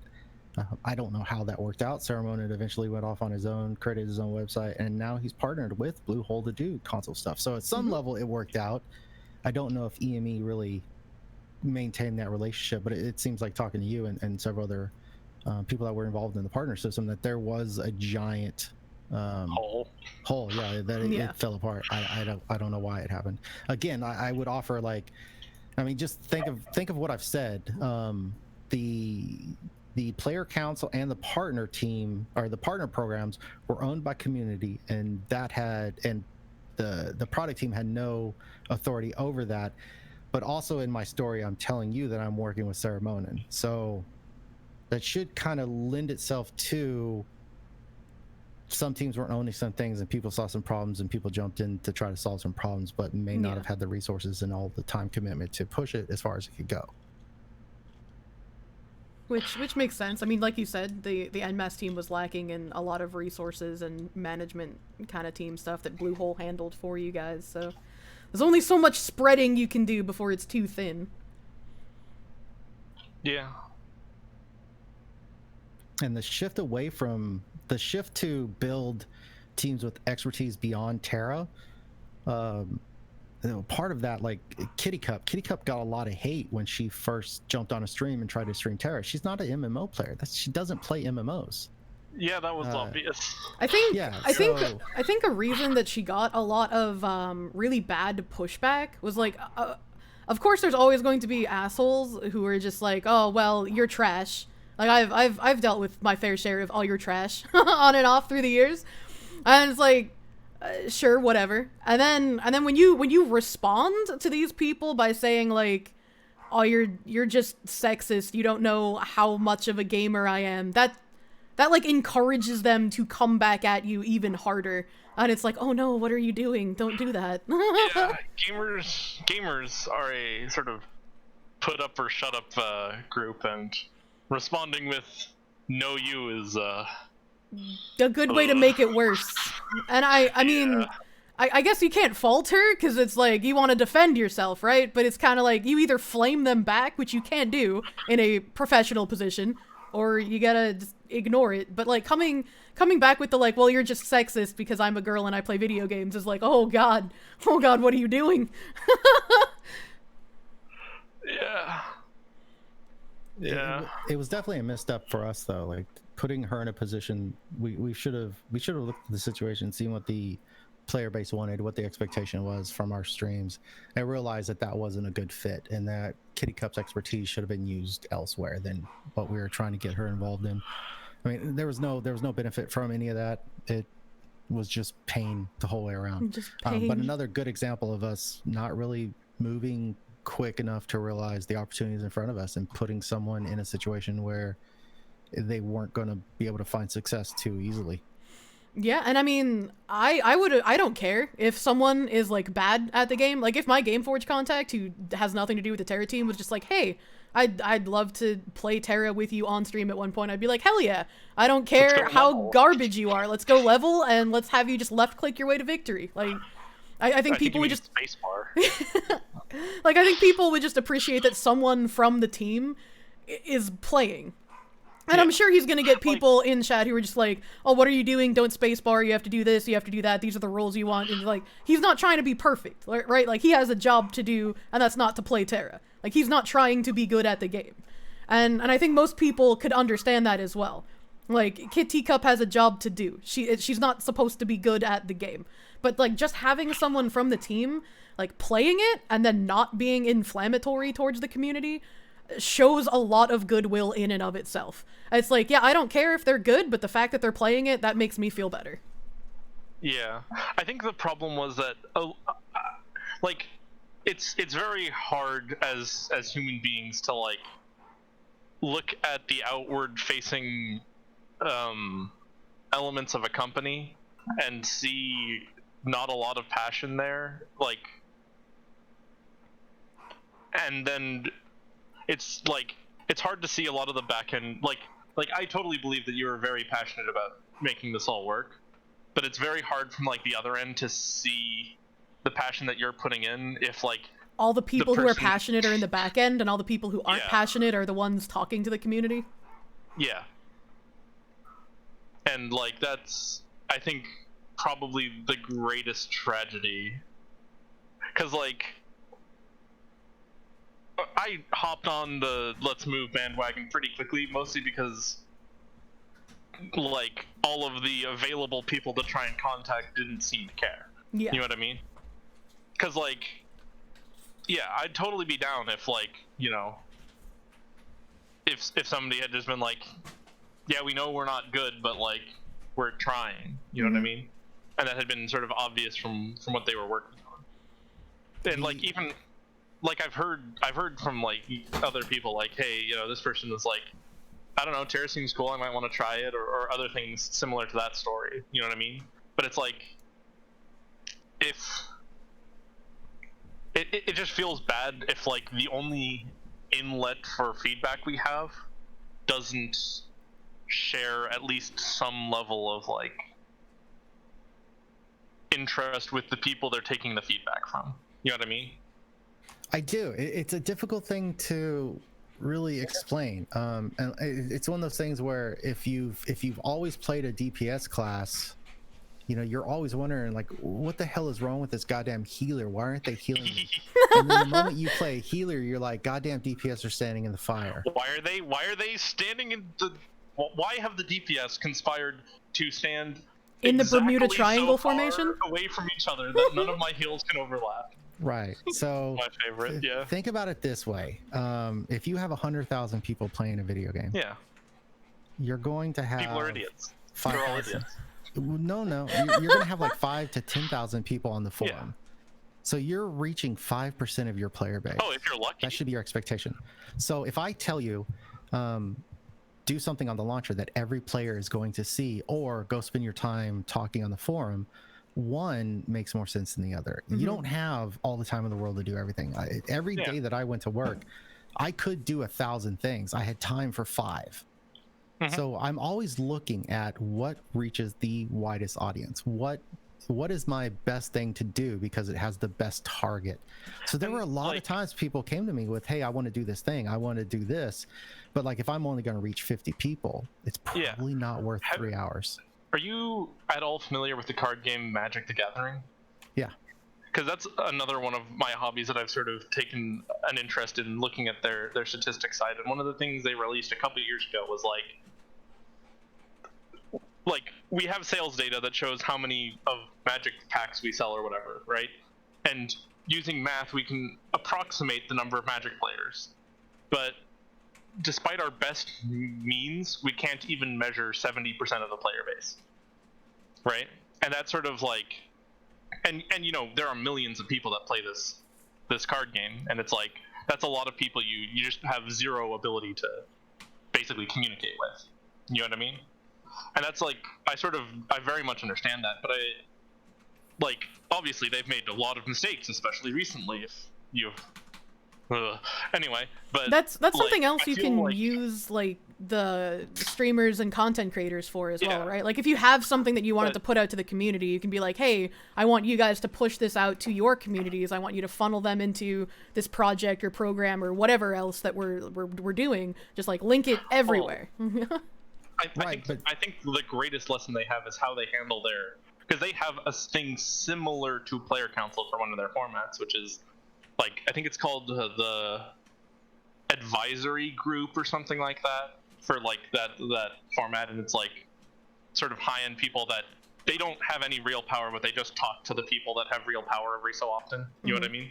So let me pose you this question. I don't have the numbers, so there's no trick question here, and I don't know the answer. Just a question. Yeah. How many players do you think ever enchant a piece of Annihilation or Dark Light? And then compare that number with how many players stop playing at level 11. As a publisher, I care so much more about the people that stop playing at level 11 because those are potential buyers. Right. I'm certain that 11 people stop at level 11 are much higher. Like extremely. I like to think that out of a lot of the Tera players, that I have one of the less end game focused perspectives of people that play at a high level. You know what I mean? Like I'm fairly certain most of the people aren't in the new gear system, like that have logged on. You know what I mean? And that like, sure, a lot of that is probably just like people that are like anomalous and not playing 8 hours a day, but like the number of people that I encounter at endgame that expect you to be in Kaya at minimum to be considered a player of Tera, like I feel like a lot of people have that perspective, and a lot of those people will be vocal because they are passionate, but that they are also nowhere near the majority of people. And like, I definitely agree that listening to them is not terribly important. It's not that it's not terribly important. It's the return on investment. Yeah, is going to be lower. Yeah. So if you have to prioritize, like if you log into Tera and you have 30 minutes, what are you going to do? Like you're going to go do Guardian missions, you're going to run Gilly Glade, or you're going to go run some dungeons. Like you have to prioritize that. You have a little bit of time. And it's the same. I go into work every day and it's like, what am I going to do today? Am I going to reach out to these content creators, or am I going to work on an event that 2% of the player base is going to do, or am I going to work on an email that's going to go out to 700,000 people? Mm-hmm. Yeah. And along with what you were saying earlier about the like player retention stuff as well, I mean, we always make jokes about how Tera's new player friendly, because like you come into the game and you go through the tutorial and then it's just like, okay, well now what? And Tera's changed how you level and what is like efficient and what you should be doing so many times over the years. They changed it again. They literally changed it last patch. Oh yeah. And it's frustrating for us. Like when I see a large content creator who's going to put massive outreach for the Tera population, like Lazy Peon or MMO Bytes. When I see them make a video, I reach out and I'm like, hey, I've been playing this game for years. I know the ins and outs. I would love to like just help you get the correct information out there, because this game is not that new player friendly, and they just don't tell you anything when you get into it. And I want you to have the most genuine video to put out possible. And we've done a few reviews on like MMO Bytes and Lazy Peon's videos specifically because they have massive audiences that see this stuff, and they just put out entirely incorrect information. Like it's just wrong the whole way through. And it's frustrating for me as someone who doesn't have a massive audience, where it's like I can't go out and correct all of this. I can't go out and say, hey, this isn't how it is, this isn't that bad, this not going to take you 1,000,000 years to level, you just shouldn't be doing this, you should be doing this instead. The solo dungeons are a trap, you should just be doing the group dungeons, and if you can't find a group, you should solo them, because you're going to get more experience than by doing the actual solo dungeon. Like, please don't walk into a dungeon with 2 healers and 2 DPS. Please. Please stop. Some of those creators are literally haters, especially about the game. They had two priests, if I remember right. Like, yeah. I don't know how they got so much wrong. And not only are they, they don't know what they're doing, they're trying to put content out, and it's not that some of them are also just haters, but that that could be just the content creation meta at the time. You know, let's trash this thing, and that's what you hype up. Somebody's going to your channel because they have the expectation that you're going to talk trash, so you're looking for all those things that you can talk shit about. Like if your community hates lolly games, you know, come and say, oh, look at this lolly game, it's a bunch of pedophiles. You know, now you got a bunch of viewers, you're getting a bunch of likes. Yeah, so content creation, there's going to be the people that are passionate about the game, passionate about what they're doing, and want to, as you do, inform people and get them passionate and to be positive about the product. But there's, you know, an equal or probably an equal amount of people out there that are building their platform on just tearing things down and toxicity. Oh yeah, definitely. So, and I mean, I use those ones as examples because they're like MMO information channels, so they don't usually do like trash talk kind of things. They're just like, here's information, here's what the state of the game is in this year, here's how things are. And it's like, no, you're just wrong. Actually, like, this information just is wrong. There's no two ways about it. And that's why when I see people trying to make the videos about Tera, I'm like, I know going into it, if they haven't played Tera in years, there's going to be things that they just don't know because the game doesn't tell you anymore. Yeah, and that's where that's one of the areas I would say EME definitely failed in, both our player-facing communication and the platform that we built, and in how we reached out to influencers. I would have loved it if we could have created a really, really strong influencer base where we could constantly be promoting both YouTube releases as well as live streams and coordinated those better. I mean, it's always I never want to get a person to log into the game and then log out to go to a YouTube.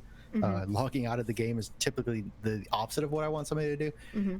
But to be able to provide those things, that would have been great. I wish we could have done that. It would be great if, like, during server maintenance, instead of the launcher just being the same static thing it was, if it would just, like, we would schedule with an influencer during the release a video. It's like, we post one of your videos and the player goes, they open up the launcher, they click on the Tera button, and then you're just watching a video. Like, fucking great. That would have been amazing. What? Like, why didn't we push on that? It just, we didn't see the opportunity. We didn't take the time to do it. We were working on other things. There were plenty of times too where, like, Kayator or Velica, one of the servers would just shit the bed and be down for hours, and I'd be sitting here on stream talking to, you know, like 50 to 70 people, just like watching me talk over the server selection screen until we could get back in. And that would have been a great time for me to be able to go to, like, my EnMasse contacts and be like, hey, servers are down, why don't we, like, impromptu do something, like, if you can, right?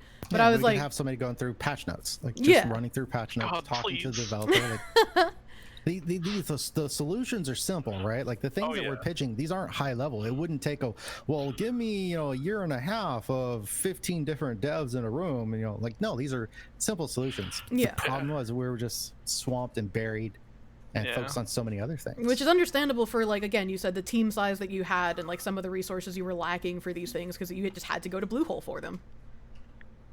It's not just us, like, everybody's like this. If you look at, I mean, so many games don't even come out, right? There's more games that never make it through development than there are games that are ever released. And then you get games like Wolcen, where I was really looking forward to that game, but it just ran out of money. They had to release No Man's Sky. It was hyped up by a publisher that didn't understand the game at all, and the developer wasn't even going for those kind of things. Like, the industry is a bunch of different stakeholders all trying to service their own ends with their own goals, and hopefully you're going to get at least some real pure communication through there. But everybody has their own objective, their own goals, and not everybody's communicating and on the same page, and not everybody knows anything. Like, one of the most difficult things working at EME was Bluehole is a Korean company. Their build notes in Korean are Korean, and I don't read Korean, and never in my life have I ever read Korean. But that's what the majority of the documentation would be. We would get English translation of their technical build notes, but this wasn't, like, descriptive. This didn't tell me what was coming in the build. It would normally be like stats. These skills changed. I was lucky if the skill names were even close to what we actually used in our game, because they didn't go pull our localization. They would go through a third-party translation. So early on, like, one of the things I talk about constantly on the stream, early on, we were getting players telling us all the time that crit was made no sense. It was gibberish, and we're like, why is crit gibberish? What is the problem? Because again, I don't have a balanced team. My QA didn't have a balanced team. We were localization. It was the tooltip, wasn't it?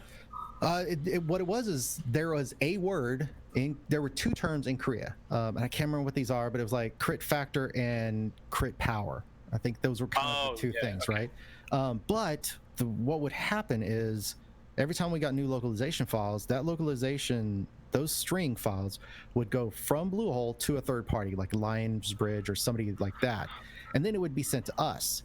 And they weren't consistent, so they would change those two Korean terms into a number of different terms, and then our writers who didn't speak Korean would localize them. So you came up with a bunch of different versions of those two terms, and it wasn't until me and Darth Pika got into it, and he's bilingual, he would go, holy crap. And we actually said, give us the Korean files, and they were like, why do you want the Korean files? They didn't understand. It didn't make any sense. We're like, because this is just screwed up. Oh yeah. So we got the Korean files, and he looked at it, and he was like, oh my god, and he could just trace it back. Like this has just been screwed up the entire time.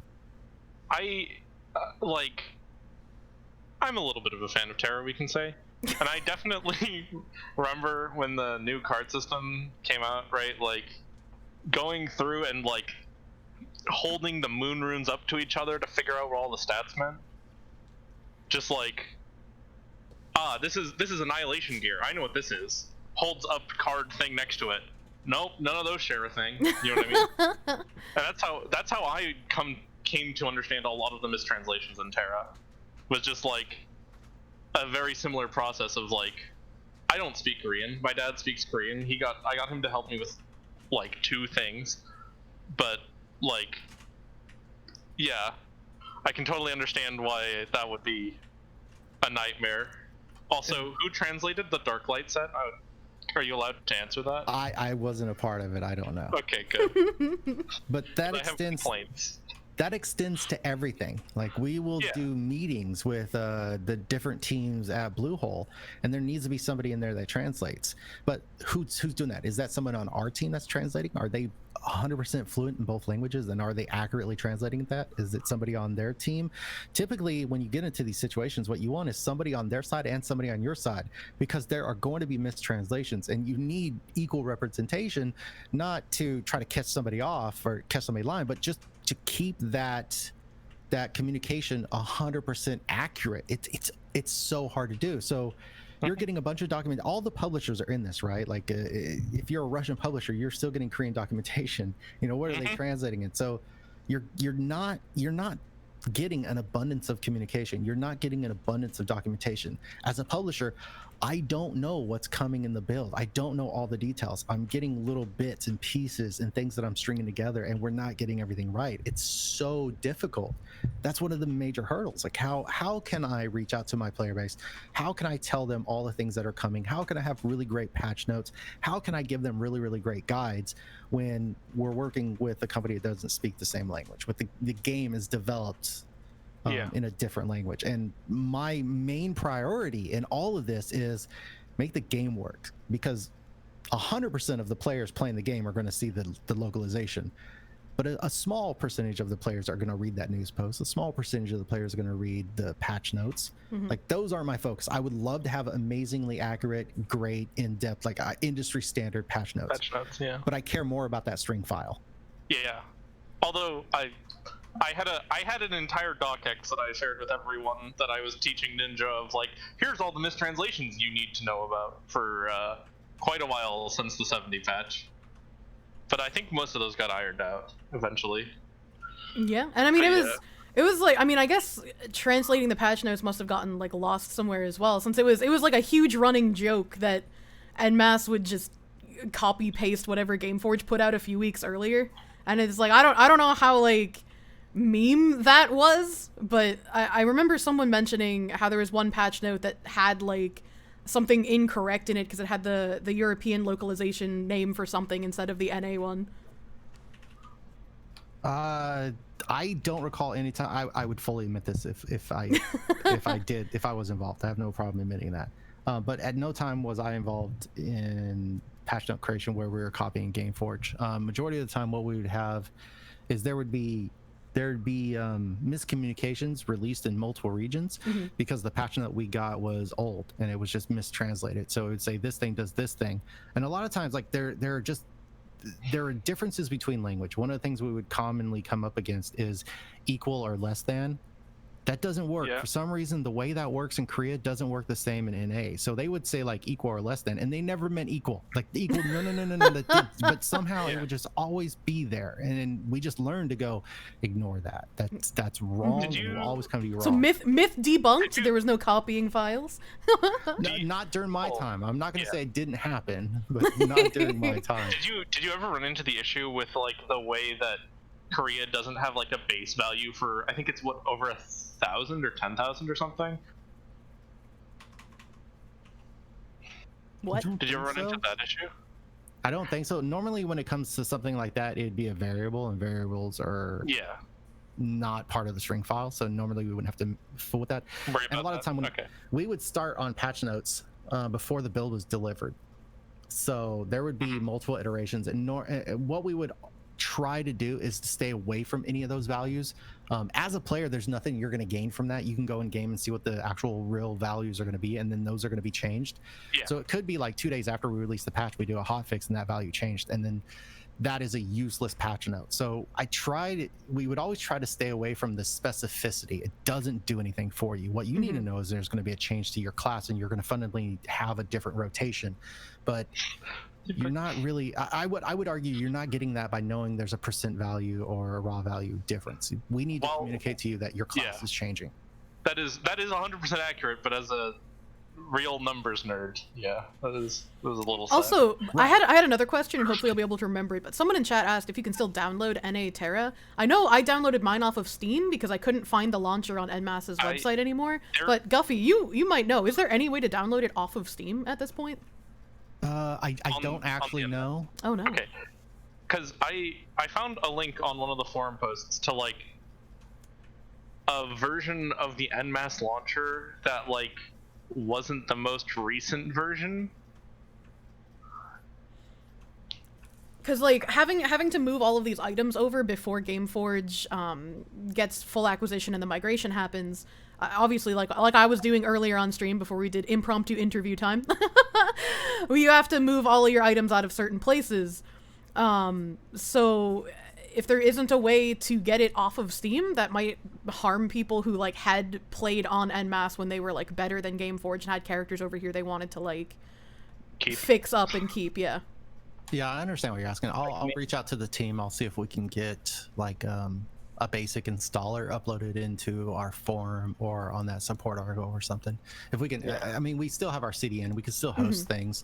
It's just when we pulled back our website and killed a lot of our pages, we lost a lot of that. And so. I think just having that link somewhere off of Steam would be helpful for the people who want to like keep all of their stuff. Because like I know me living in America, I can just use Steam, but with other people that creates an issue since like it defaults to their region and overwrites their region's Tera files if they try like VPNing to NA. Right. It's probably just something we overlooked. I don't know.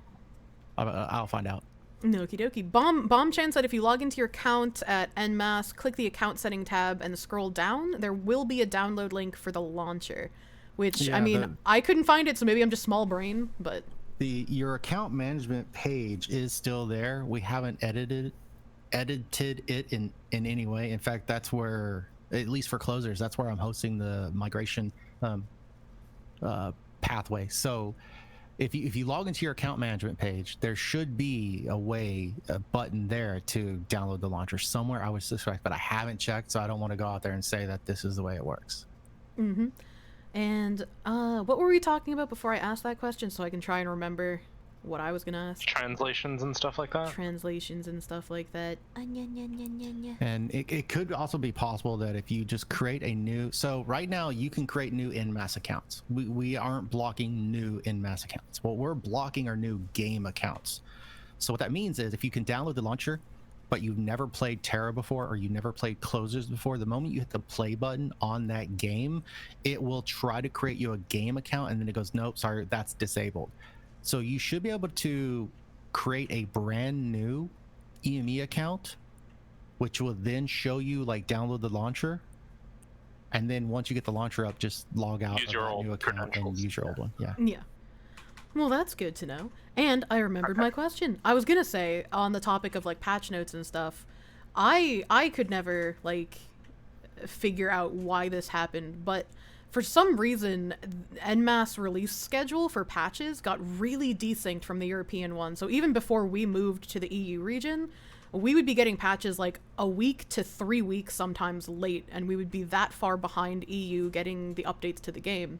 And would you know anything about like why it became so delayed like that and desynced from the EU region when we used to release like basically on the same day? Or within like a day or two of each other?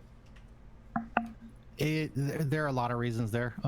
It was ultimately, it is up to the publisher when they want to release something, because it's mostly our resources. There are some shared resources, as I said earlier, where some teams are going to have to overlap a little bit. But as a publisher, we're the one releasing the patch. We're the one testing it. So when you log into Tera and you go into the cash shop, everything that you see in that cash shop is a product created by Bluehole, but set up by EnMasse Entertainment. So the product exists in the game, like the item ID exists in the game, but wouldn't appear in that store until we created it. So if they send us a new build and we need to QA test it, we need to localize it, and we need to create cash shop items, then that's on our schedule. That makes sense. I remember in Player Council doing some stuff as well when like the Maruma coupons came out, and figuring out like what stuff goes in the box, what stuff should be taken out of the box, etc. Trying to think if I have anything else, like just while you're here, if I wanted to ask. We've gone over quite a lot though. Yeah, I didn't mean to hijack the stream. Oh, absolutely not. Sorry. This is the kind of hijack I appreciate, honestly. Like this is the kind of stuff I enjoy. I mean, Very is there anything like you wanted to talk about specifically about Tera, or like being with EnMasse, watching all of this go down over the course of 10 years? I've kind of been getting it out of my system for the last several, for like the last month and a half or so. Yeah. No, nothing comes to mind. It's one of those things where I don't expect the player base to be like something that was said a little earlier, that the player base isn't naturally aware of the passion that we have. I think that's one of those things where that's an excuse. The player base shouldn't have to say, well, their events suck, but they're passionate. That's not what I want somebody to do. That's not what I want. At the end of the day, that's not what I want. I'm a gamer. I was playing World of Warcraft. I had a buddy that worked at EnMasse and said, hey, you want to come up to Seattle for 6 weeks and do a playtest gig? Like, I got a 6-week contract if you want to take it. It's like, yeah, I could do that. And my intention was to go to Seattle, sleep on his couch, and get paid for 6 weeks of playing a new MMO. And the first day I played it, I was like, I hate Tab Target. Holy crap! Wow, WoW is an amazing game. And I was actually playing World of Warcraft while I was watching your stream today. But I can't stand Tab Target anymore. Yeah, I'm the same way. Tera changed it. Yeah. Yep. Yeah. And it blew my mind. Now That's why I'm still here. That's why we're all still exactly. Yeah. But then Black Desert Online came along, and I do actually like Black Desert Online's class design and combat better than I like Tera, but majority of the rest of BDO I just don't like, and I'd rather play Tera. Tera is still my favorite MMO to play. It doesn't have the best systems. There are other MMOs that I think have better systems or certain things, but Tera is still fundamentally amazing, and I love the game. And I want players to look back on their time playing on the EME servers and have that, like, say, this was great, this was fun. And I know that people aren't saying that. I know that there's a lot of criticism, and I just don't want it to come down to, oh, well, they were passionate. That doesn't make me feel better. That doesn't give me the warm fuzzies. So Can I provide a bit of a counterpoint to that, which is, go for it. MMOs can only really survive by being kind of shitty, right? Like, I've seen a couple people talk about like WoW Classic, the sort of recent experiment with that, I guess, and like some of what I've heard coming out of it is like the freedom of WoW Classic is that there's nothing good to do, right? In WoW right now, there's a lot of like things that are worth your time to do. You know what I mean? Like, if you're playing for half an hour, there's something for that. If you're gonna play for 3 hours, there's something for that. Yep. And the freedom of WoW Classic is that everything sucks. Like, you could do the fastest way to level, but there's a lot of sort of mid-tier ways to level that are like minutes slower. You know what I mean? And that, I guess, to me, sort of why it's so important that people care is because this is a Korean grinder, and there's nothing we can do to change that that would be positive for the game. Mm-hmm. And that means that we're going to be running 400 CSNs till our fingers fall off, if that's what the patch is. Yep. And I, like, that. That's going to be, like, I'm not here because I think the prospect of running the same dungeon 400 times in a row is appealing, right? I'm here because there's other people and there's something we like here, but we're working on that, right? Mm-hmm. And that sort of sense of camaraderie is part of why I like Korean grinders as an idea. I don't like a lot of them in execution, but I think that's sort of the appeal for me with that. Is like, this is going to suck, but Everyone right? is on the same boat. And I think the reason that passion is something that I honed in on as something that I felt was missing from the experience is because I didn't expect a lot of that stuff to get fixed, right? Like, because again, I think if you made Tera way more like loot friendly and all that sort of stuff, that it would lose something, right? Like,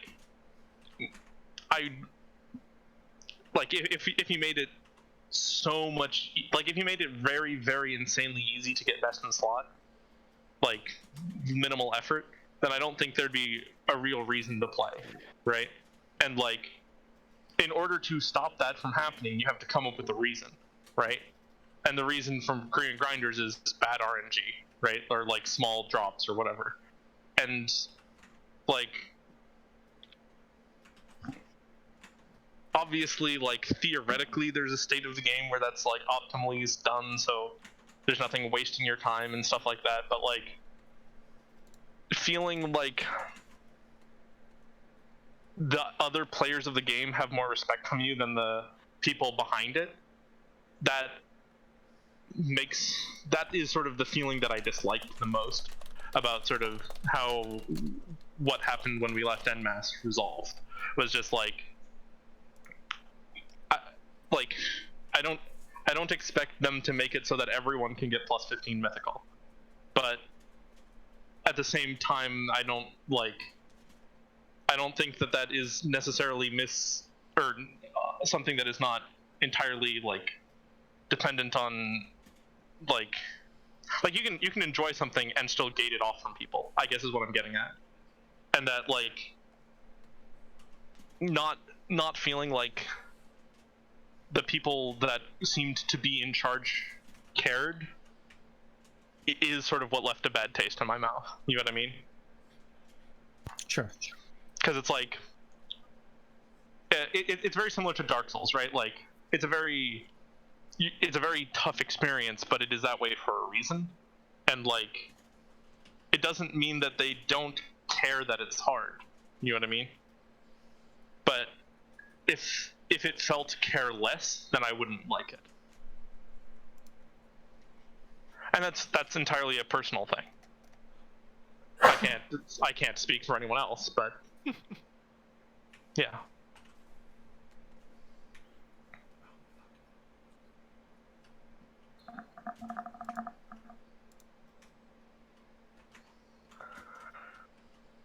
Hello? And I was gonna say as well, being someone who's played from EnMasse Tera in 2012 to like all the way through 2019 and then switching to EU, like there were a lot of things I really enjoyed about EnMasse Tera back in the day. They were good times. They were arguably the best publisher that this game could have had. And it was like I had no complaints. Like I loved like Tree Shark, Manea, Tonka, all the people who had super interactions with the community. I wasn't around for Space Cats, but everybody seemed to like him and how he handled everything as well. One thing that's like strange, and I this is probably coming from a gaming perspective and not someone who's been in the actual industry working behind the scenes. When I played Ion, it was obviously published by NC West, which was a subsidiary of NC Soft, kind of like how you guys were a subsidiary of Craft on Bluehole. And when changes would come over to our like North American region of Ion, they would make some changes to sort of westernize it. Like one that sticks out in my mind the most was there was a rifting change. Rifting was like how you PvP'd in the enemy territory. Like you would go through a rift and get dumped out on the enemy lands. And it was open world PvP. And in Korea, they disabled all rifting. They were just like, we don't want this anymore. Koreans don't want this. This isn't something that we want in our build. And NC West kept the rifts enabled. Like, we had a minor period of time where, like, we couldn't use them, but everyone was like, this is garbage, this is bullshit, we hate it, bring these back. This was a huge part of the reason we liked the game. Bring rifting back.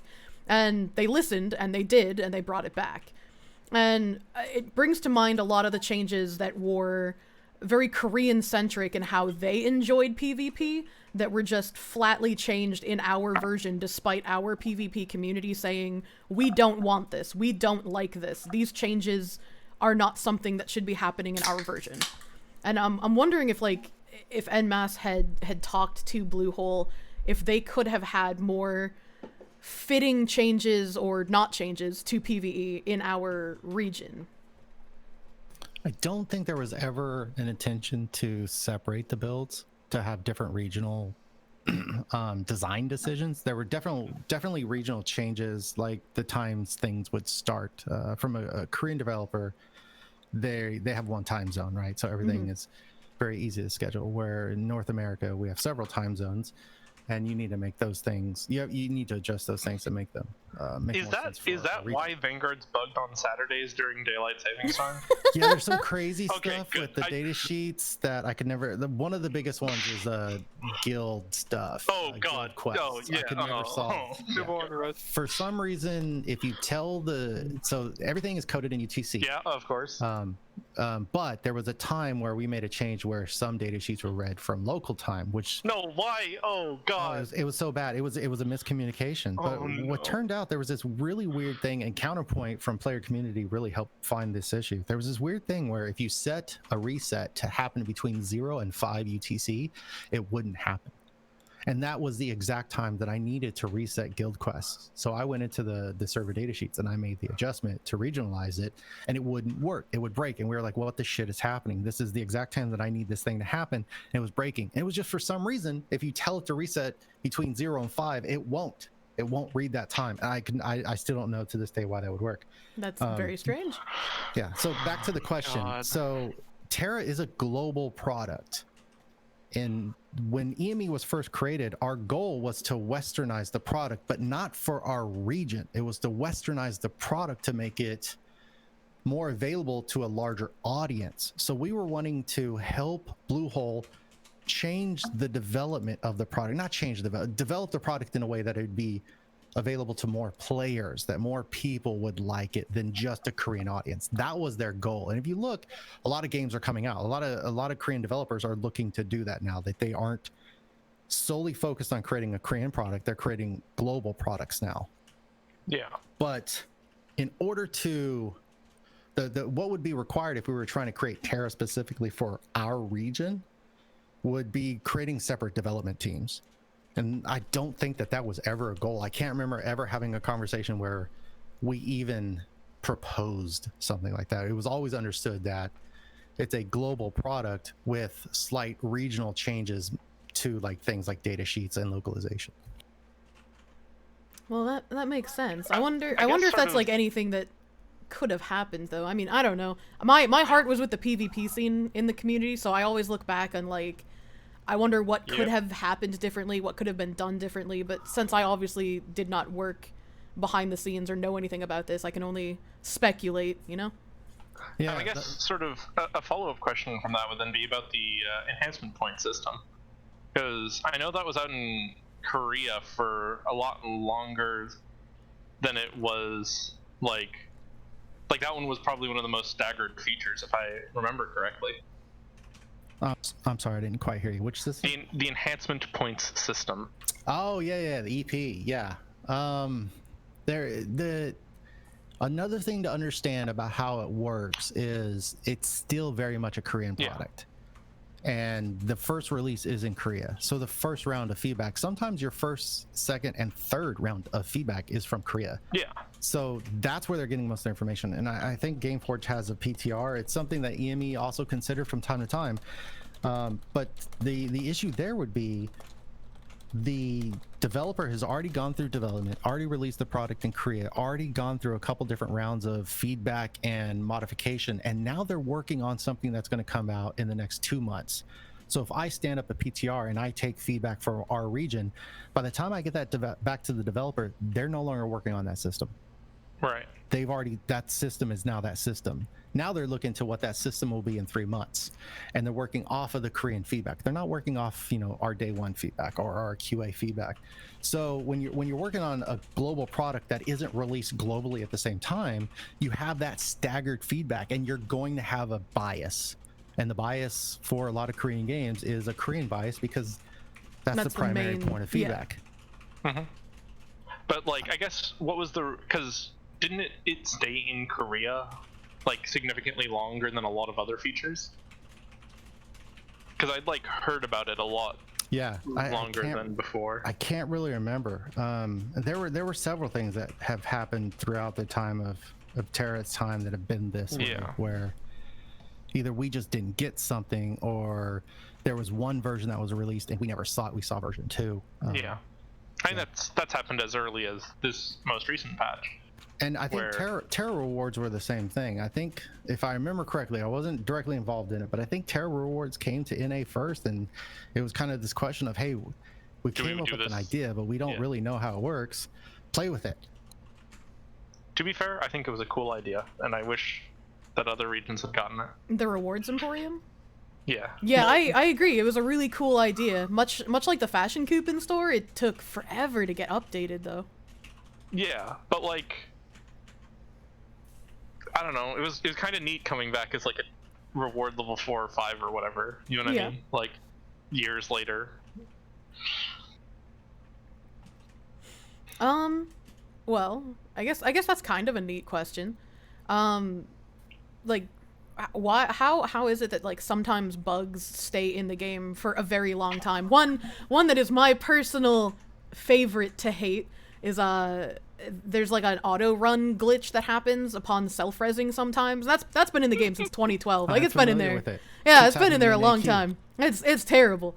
And so or you don't move at all. Yeah, you get stuck and you have to use a movement skill to get out of it, but your iframe doesn't work, so you just have to use your other movement skills. No. It's only priest iframe that doesn't work, and a couple other classes. So fuck. As far as I can tell, the movement skills that teleport you in segments will work to get out of that. Anyway, sorry, continue. But it's I'm sure EnMasse has given feedback on that stuff to Bluehole, but is there any reason that this stuff just never gets fixed? This is one of the very, very simple questions that's very, very complicated to answer, because it's so dependent on what we're talking about. I'll give you an example, and I bring this up all the time, so some people are going to be like, God damn it, this story again. I got a bug once from a player that said every time I die, my archer goes under the ground and I can't be rezzed. And I'm like, okay, cool, easy. I have a command that just kills me on the spot. So I go into the dungeon that they're telling me it happens, and I kill myself, and I'm on the surface. I'm like, what the hell is this person's problem? So I tried a couple more times, trying a couple different spots, but it's not happening. And they send me a screenshot, right? But there's an obvious problem here. The bug is when they're dead, they're underneath the surface and they can't be seen, so they can't be rezzed, because the res circle is kind of small, right? You got to be pretty good on that. So I can't see them because they're under the surface. So I'm just staring at a picture and I don't see them. I see a name. So I can never repro this, and I eventually just reach out to the player and I'm like, yo, I can't repro this. What's up? Give me everything. And he would just ask, standard questions like race, gender, armor, give me, whatever. And eventually they gave me the details I needed. And the detail that I needed is they were on a female Amon archer. at the time, the least rolled class, race, gender. I never would have logged into a female Amon archer. And that was the issue. Female Amon archers were underneath the surface when they died. No other race gender combination for that class. So their hitbox. I don't know. Yeah, every race gender has different hitbox, right? And that's by design. That's how the game works. And we would have people. I play Baraka. Trust me, I know. Right. We would have people send us bugs early on where they would take like an Ellen and a Kastanic warrior, and they would do their charge forward and be like, "Look, it's not the same." We're like, "Yeah, we know. We're 100% aware of this. That's how that's supposed to be." They're like, "It's not fair." Like, that's just how it's designed. Try to jump over. Like, take an Ellen and jump over a Baraka, and then take an Ellen and jump over a Papori. Like, it's not about fair. It's about design. Yeah. Anyway, so there are always going to be bugs where I'm missing something. There's something I don't know. So I'll write a bug. I'll send it to the developer, but I don't know why it's happening, and I can't tell them why it's happening. So it just takes a couple back and forths, and eventually the information will be there. Or it's an issue that is just very, very difficult to fix. Fixing that would break several other things in the game. Like, oh, well, this is dependent on all these other things that happen, so we'd have to take all that into account. Or it's, well, in 6 months, we're radically changing the system. So, like, you could say, this alliance is broke, and like, well, players don't know it yet, but 3 months the alliance system's going bye-bye anyway. So do I put somebody on fixing this system? Because we're not working on the alliance system. Nobody's working on the alliance system. Yeah. Do I need somebody to fix a bug for the alliance system when it's going to go away for 3 months? So, it would make more sense to just not, you know?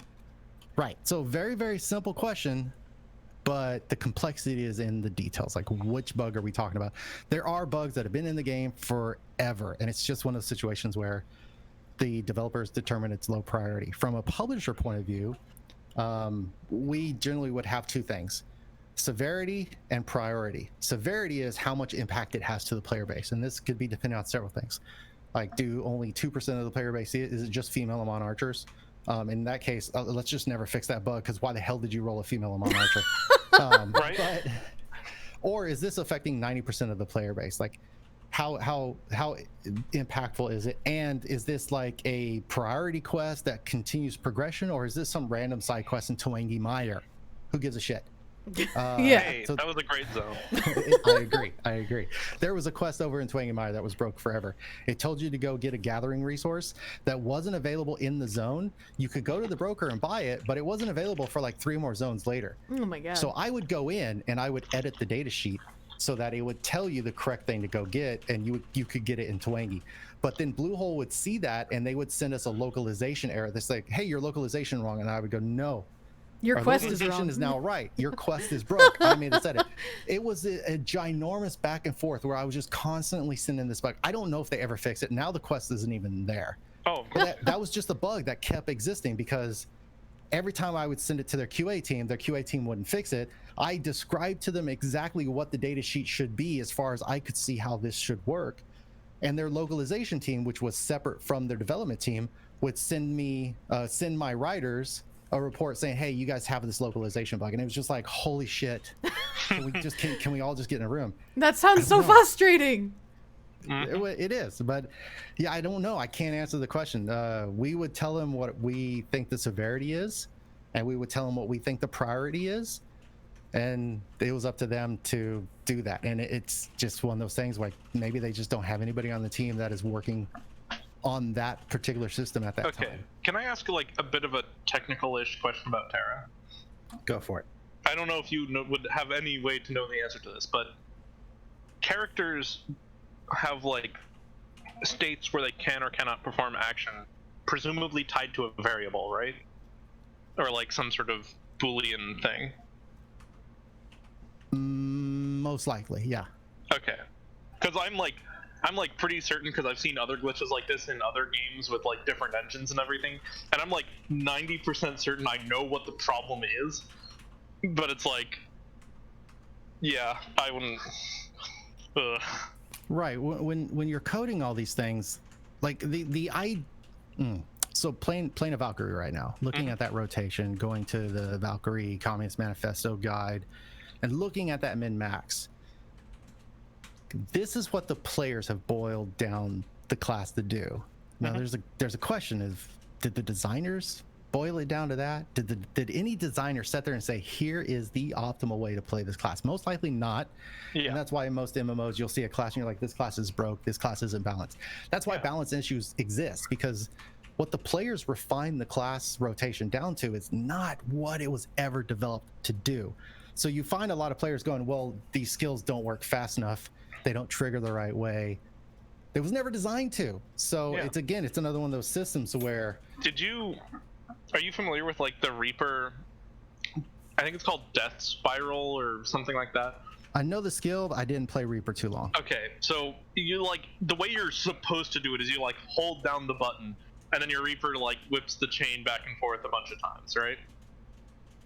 And I think this is a great example of this, but what people figured out was like, it like cast the same spell like 5 or 6 times or something like that, which meant you could like interrupt the skill cast with a different skill cast and then go right back to it and not lose the skill. Right. Which meant you had to like weave your skills together in this really weird way. And like, I'm certain that was never intended.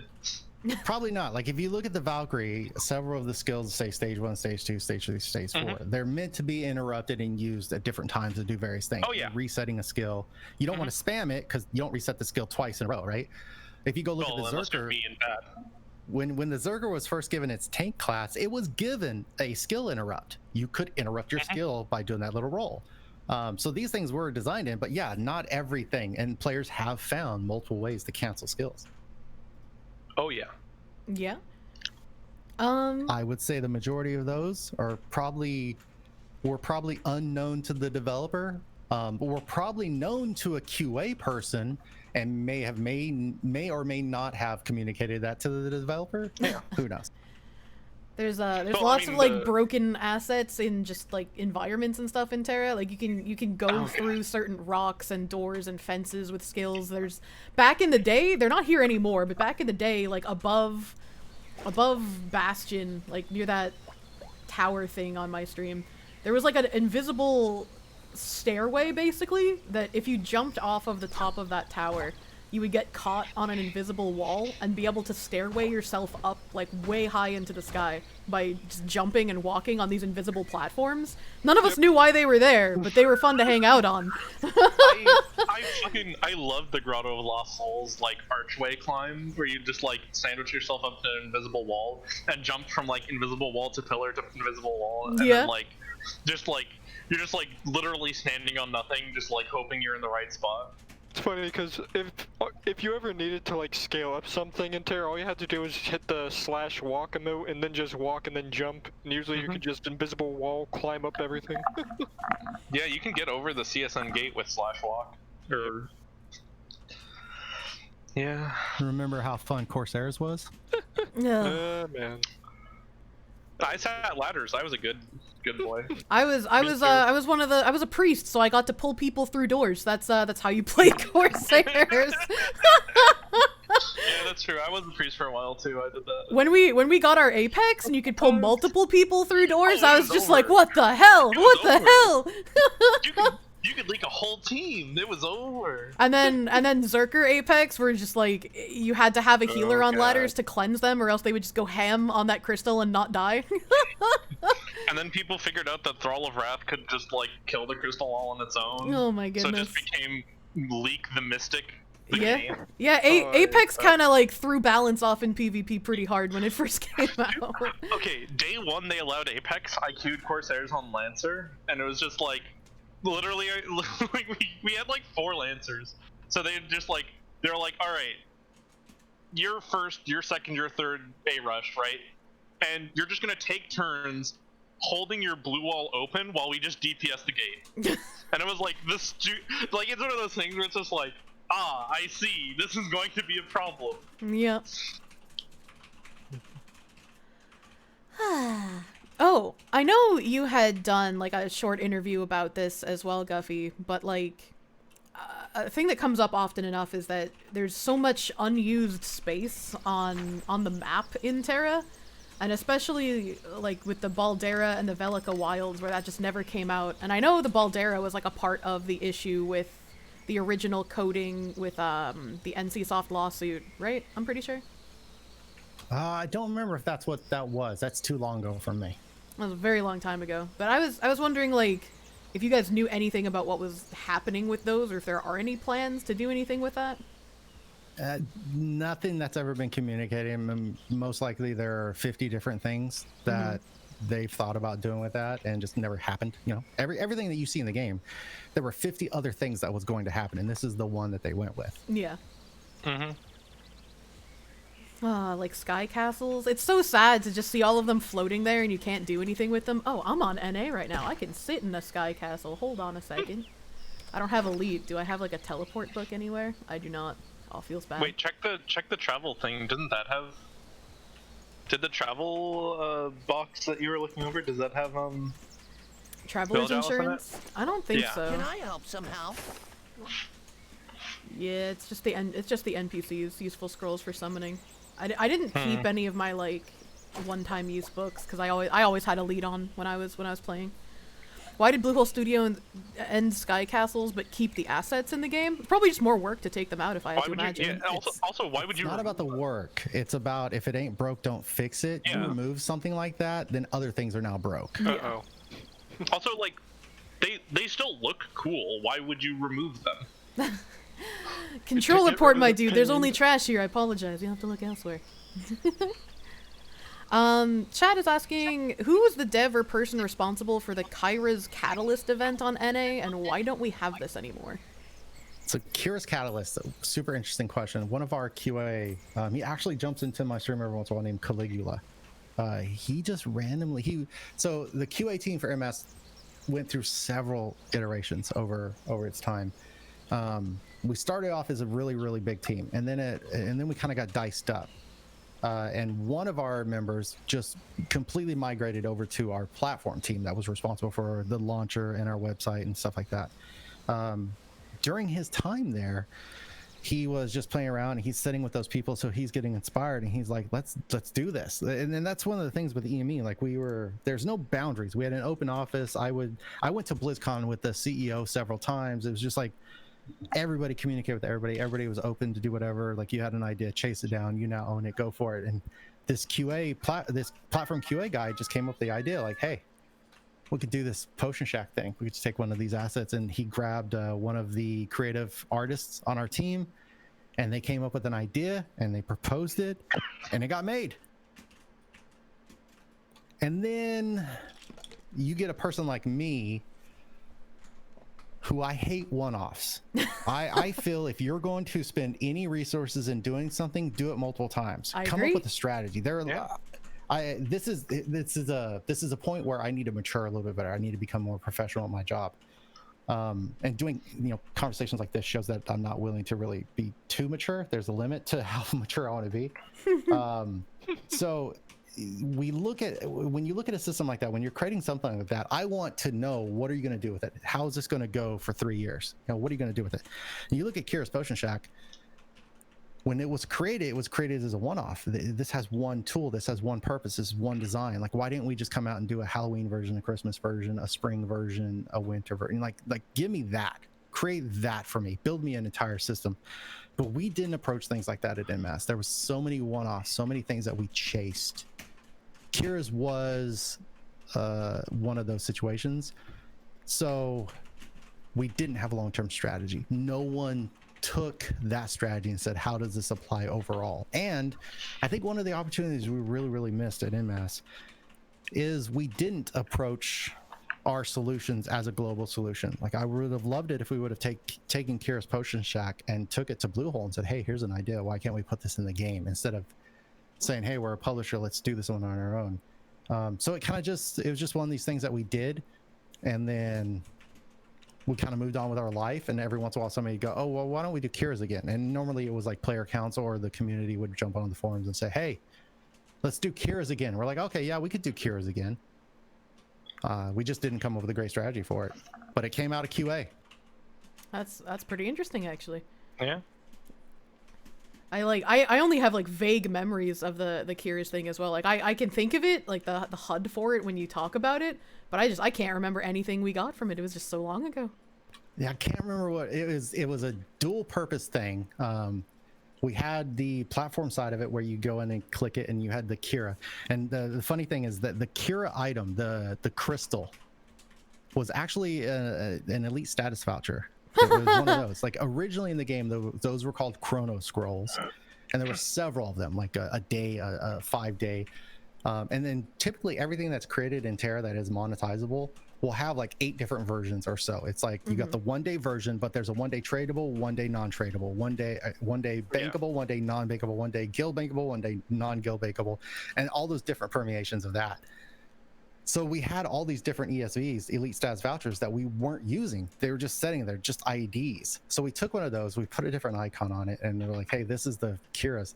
So it was already set up in our backend to be redeemed as if it was one of those, which meant it had a tie-in to our platform. Because when you click on the potion, or when you click on an elite stats voucher, it has to tell our account management system that you just got more elite time. It's not an in-game function purely, it's also on your account. So we had this item off of it. Right. Yeah, we had this item. It was already integrated. It worked the way we wanted to work it. We just had to take it and reapply it to a different situation. Oh God. Yeah. Okay, and sorry. Somebody in chat just said, I think I have 10 different versions of Bravery Potion that don't stack. And that reminded me of, like, at some point they sent out 30 Canaphora potions that, like, stacked to 10? Or maybe it was 40 of them. It was just like, I just remember a vivid memory of one of the, like, semi-events or whatever, and it's just like, I claimed it and then went, oh no, because it just filled up so much of my inventory, and like 90% of Tera players are like Kirsch, where their inventories are messy as heck. And I just remember going to all my friends and being like, don't claim this, it's a trap. No boys. Until, like, yeah. Oh, Bravery and Canaphora are another one of the item sets that's a perfect example of where a publisher can become disconnected from the developer, and internally we can become disconnected. So you have the product team using some of those variations, and then you'd have the community team come along and use different variations. And for a long time, like Space Cats was always coming at the product team going, hey, players want this other version of the Bravery Potion. And that Bravery Potion was not an NA item, it was an EU item. I'm not supposed to use those items. They're not my item. So what I should have been doing, and this is a situation where I'll say we didn't do our best. We should have done better. We should have actually sat down as a team and said, hey, we have these type of problems. We have this type of feedback. Let's find a new way to handle this. And it's just fundamentally, we should have approached these types of problems differently. We should have taken all that player feedback, went to the developer and said, yo, players have this feedback. We've got all these different things. We need a solution. Let's make this simple. Let's redo this whole process. But we didn't. We kind of just YOLO'd it, you know, like, oh, well, we got these items, so let's keep doing these items. And then eventually Bluehole's like, hey, we're going to get rid of this, and we're going to go, crap, well, that's fun. That's a big part of what we do, and we've got so many of those on the server, and we need to do a script replacement. And it becomes this nightmare that you're working through. And then you do have all these orphaned items. Like how many, if you go like what you were just doing, you know, a couple hours ago, going through your inventory, you have just orphaned items. Yeah. You have like 8 different versions of this one thing. Some stack, some don't stack, some can be put in your bank, some can't. Yeah. It's like, holy crap. And then you got so many items that are like, this no longer works, sell it. And then you have some items that are like, this no longer works, but you can't sell it. You now have to dismantle it into something else that you no longer need, but then you can convert that into silver. Like, holy crap. And then there's like those dice that Tangerine and I were talking about, where like the only way to get rid of them is to create a new character and then delete that character, because there's no way to sell it, there's no way to dismantle it, there's no way to throw it on the ground. Yep. It just like, it's broken. Right. So every region has their own way of looking at things. When we're looking at how we sell like smart boxes and loot boxes, do I want that to be bankable or not bankable? Do I want that to be guild bankable or not guild bankable? Do I want that to be tradable or not tradable? If you look at something like an account bound versus a single character mount, like if I give you an account bound item and you put that on the broker, that's not something that just seems, oh, I don't want to do that, you know. Yeah, from a business perspective, that would be bad. Yeah. Right. So I'll do some account bound items, but those can't be traded. They can't be banked. Like you can't put that in the guild bank like that. You buy it, goes onto your character, and that's where that lives for now and always until you consume it. But a character mount, sure, I'll do that. Like, but then what are we talking about? Like, is it the 1% version or the 2% version? Well, the 1% version is not going to be highly monetized because most players will want the 2% version. So I can sell a direct smart box that just gives you the mount. Like, you just get the mount, you pay it, here you go. 300 or 3,000 EMP, you get it. But that one that's really going to be the chase, the 2%, that's going to generate a lot of money. So if I just sold that directly versus if I sold that in a loot box, how much money would they make? I don't want to lose money. I can't lose money. I need to pay for as much development in the future as I can. I need to keep as many people employed at both EnMasse and Bluehole as I can. So I need to maximize the revenue. If I was going to sell that directly to you, like what is it, a $400 mount? Holy crap, you going to buy that? No. But will you spend $3 for an RNG? Sure, you'll probably do that one. So you start looking at all the different permutations, tradable, non-tradable, bankable, not bankable, and you start thinking throughout the entirety of the game, if I'm going to run an event, and this is one of the things I hated. I never liked the feedback I got. If I'm going to run an event, and I've got players coming to me saying, we want these things, we want Lean's root beer. And I go, well, Lean's root beer is Bamorama. Like, it has a purpose. It's for this event. I don't have permission to just throw Lean's root beer all around. It's a design decision made by the developer. But players really, really want it. Okay.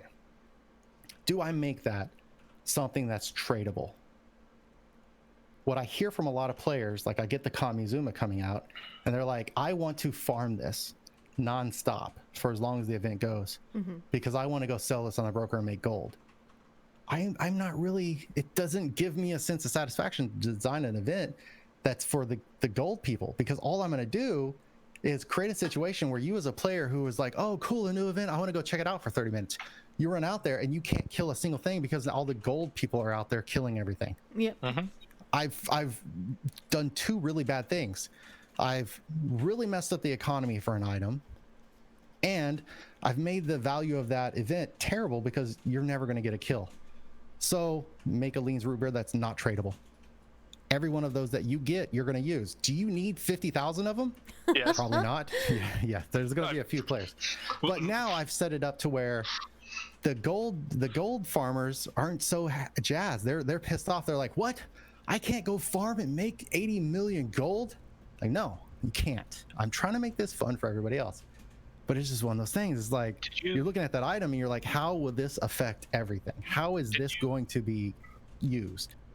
Did you ever consider doing something like a middle ground where you have like, let's say you get tokens as part of this mythical event that gives us root beer, right? And then like a tradable version that's like 10 times more expensive than the non-tradable version? It becomes an economy issue. Like, if you look at Tera right now, how many tokens and virtual currencies do you have? It's freaking insane. It's a mess. Like, not necessarily, but like, you know, you have a method of getting root beer, right? Most events have a currency shop associated with them or something like that. And like, if you do 10 times the work, you get a tradable version instead of the non-tradable version or something like that. You know what I mean? Like, it doesn't have to necessarily be the token shop, but like that sort of thing where it's like, you know, you could do this thing that's easy and get the resource, or you can do this thing that's a lot harder and get the tradable version of the resource. Did you ever sort of try and do that sort of thing? Yeah, but I would still go back to the same argument. Yeah. Not having a dedicated event team or an economy team makes it a lot harder. Makes it a lot harder. And one of the things I would argue this, and I will argue this more from an academic questioning point of view. I don't have the answer. I would argue, I wish EME would have led with less events. Not that I wish we would have done less events. I wish we would have led with less events. I wish we would have pushed harder to get player feedback, to find where the issues were in game, where players felt content was lacking, and handed that to the developer and worked on that relationship so that we could get more developer directed feedback so that these kind of situations would have been solved. EME was trying to put a band-aid on things. We were trying to compensate. And I don't think we should have ever done that, because it's so easy to have an idea and have the players use it completely differently. And the effects of that can be devastating. They just be awful, especially when you have limited resources. You know, you put something out there and you just ruin it. If you look at the swimsuits, the token shop for the swimsuits, the event that we would get every year for summer didn't really go, like the rewards really weren't upgraded. Like anytime the gear changed, then the feedstock type items would be updated.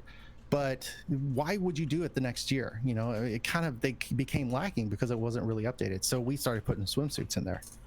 We put swimsuit accessories in boxes in one year, but made them for so cheap that everybody went out and farmed them. Now, most of it wasn't that great, but you could just farm so many of them that all of a sudden all these swimsuits, summer accessories rounded up on our broker, and we tanked the economy of those. To this day, majority of those accessories are dumpster. Like, throw it away. You're not gonna make money off of it. You got 50 of them in your bank, like they're useless.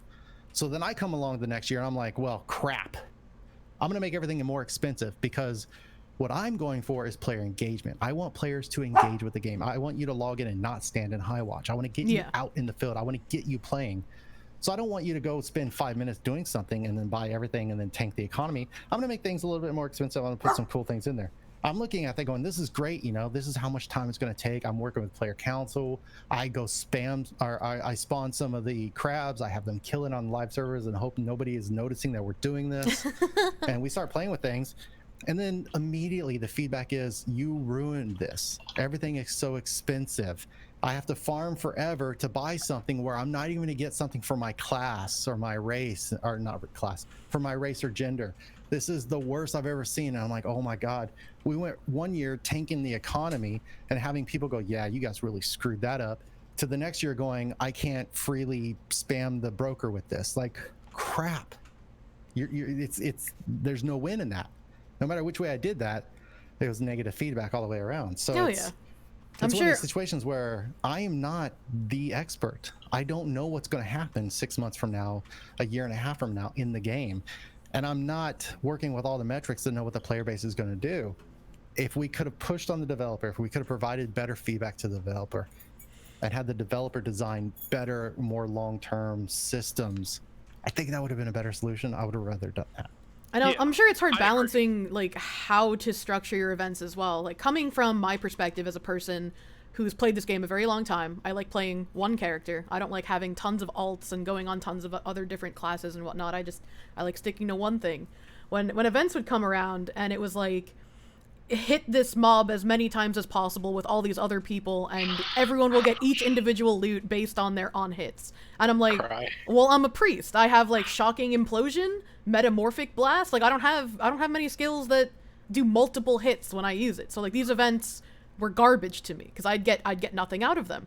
And so as a healer, I'd be like, I want to have more of the events that they used to have back in the day, where like they would spawn mobs or bosses and it would be party contribution. So like, everyone in your party would hit the boss and it would either die or like explode in the loot on hit from everyone in your party every so often, and everyone would get things based on the party contribution. But there were other people that were just like, well, I don't want party contribution.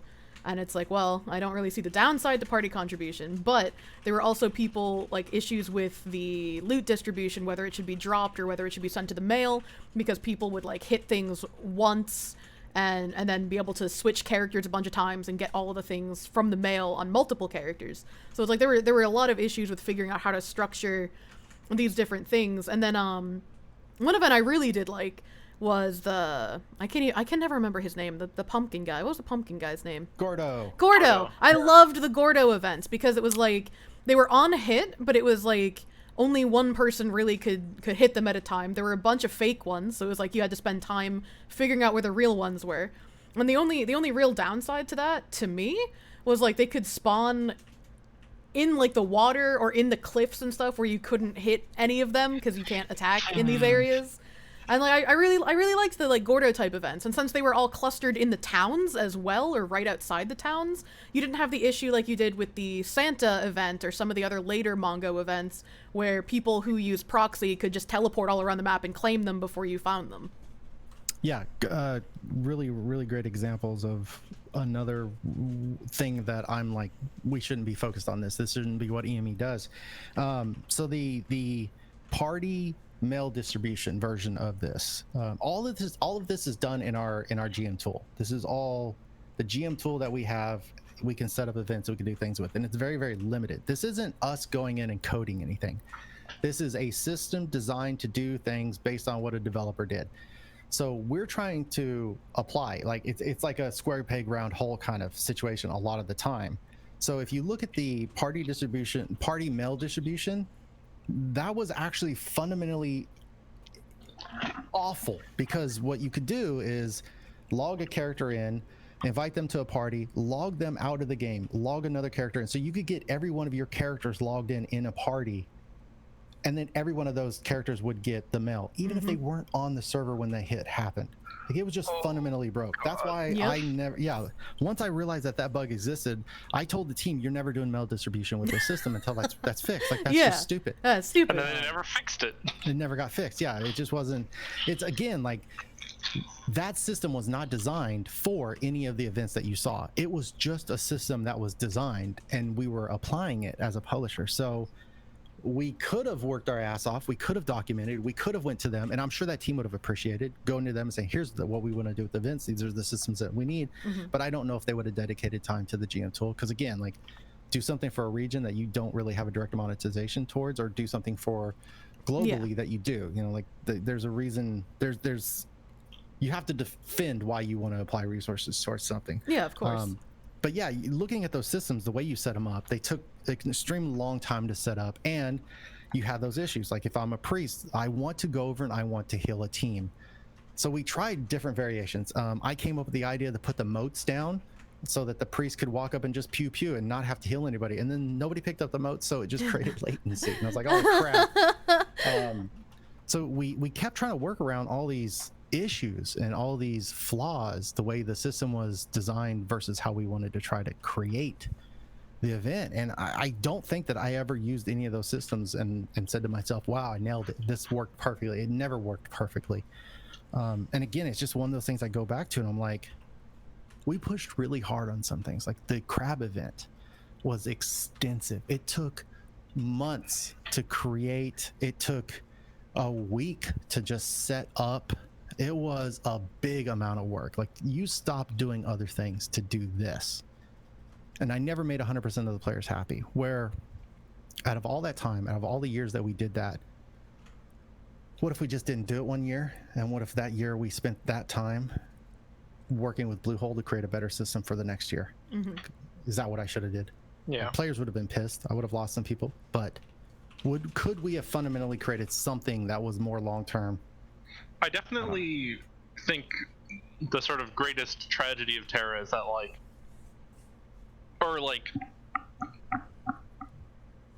I feel like obviously it's easy to say, like, oh yeah, I mean, you could have done that and been fine, you know what I mean, considering that, like, a lot of the decline of Tera seems to be the death of 1,000 cuts. And, you know, taking some time away and having just, like, you know, some broader perspective-y sort of actions done would have been obviously very helpful, but it's like, you know, I don't know, it's hard. Everything's hard. If you wouldn't mind indulging me, this is a bit of a distraction, but something that I think about. Again, I geek out on this. Like, there's a reason I work in this industry. Something I've been curious about. I'm an old school gamer. I was there for the original WoW. I played Final Fantasy VII when it was released. I go back. So I am part of the generation that grew up and started adolescence without smartphones, without the internet. And those things evolved while I was going through adolescence. So I bridge both sides of that. But I think that I'm missing out on a change right now. I think something is fundamentally happening with the game industry that I'm having a hard time wrapping my head around. And what that is loyalty or transient player behavior. So when I was first playing World of Warcraft, you didn't go hang out on Reddit. That didn't exist. You weren't on Discord talking to random people. That didn't exist. I talked to my friends. And the chat system, there was no BattleNet in the early days. So it was limited. You had limited exposures. I would go to Tank Spot or Elitist Jerks, and they had cornered the market, but there wasn't so much out there. Like, you didn't just Google search and find a bunch of documentation. So you were just loyal. Like, this was it. You know, you had the Blizzard launcher. There was no Epic launcher. There was no multiple, you know, Steam wasn't really a thing. So you would get this game, you'd pay a sub to it, and it was pretty much the only thing you had. And you, like, I was on AOL. I did AOL dial-up when I played. Those were the days, World dude. of Warcraft. Yeah, but I'm not going to just download any other game. You know, I'm not downloading every MMO out there, right? You are fixed. This is the one that you've chosen to play. All your friends are playing it. You don't know about anything else. Like, you may go pick up a magazine at the grocery store when your mom's picking up groceries, but you just aren't exposed to all this out there. But nowadays, I have so many games that I play. I want to play so many games, and I'm an altaholic. So the player base is getting older. They're not the old guard anymore. Anytime somebody would start talking trash about your game, you would defend it. You would be pissed off if this guy was talking trash. Oh yeah. But now, like, we all play our games and we move on. That old guard seems to not be there, and it's more of that toxicity is there. People chasing the internet clout. So I'm wondering, are we having a paradigm shift? Is there a new zeitgeist? And we're all, as older gamers, still trying to apply the same rules. Are games getting worse? Is Tera dying by death of a thousand cuts, or is this just the direction of the industry? Should we be expecting MMOs to be more transient? Should I be okay with you logging in for 2 weeks and then logging out for 4 to go play something else? Should I embrace that and build my model towards that? Like, I don't think the players play games the same way anymore. I agree with you, and it's something that I've talked about on stream before as well. From my time in Ion, like leading one of the like top PvP groups on the server, all the time we spent like doing raids in Ion, early Tera days where you'd be really close with people.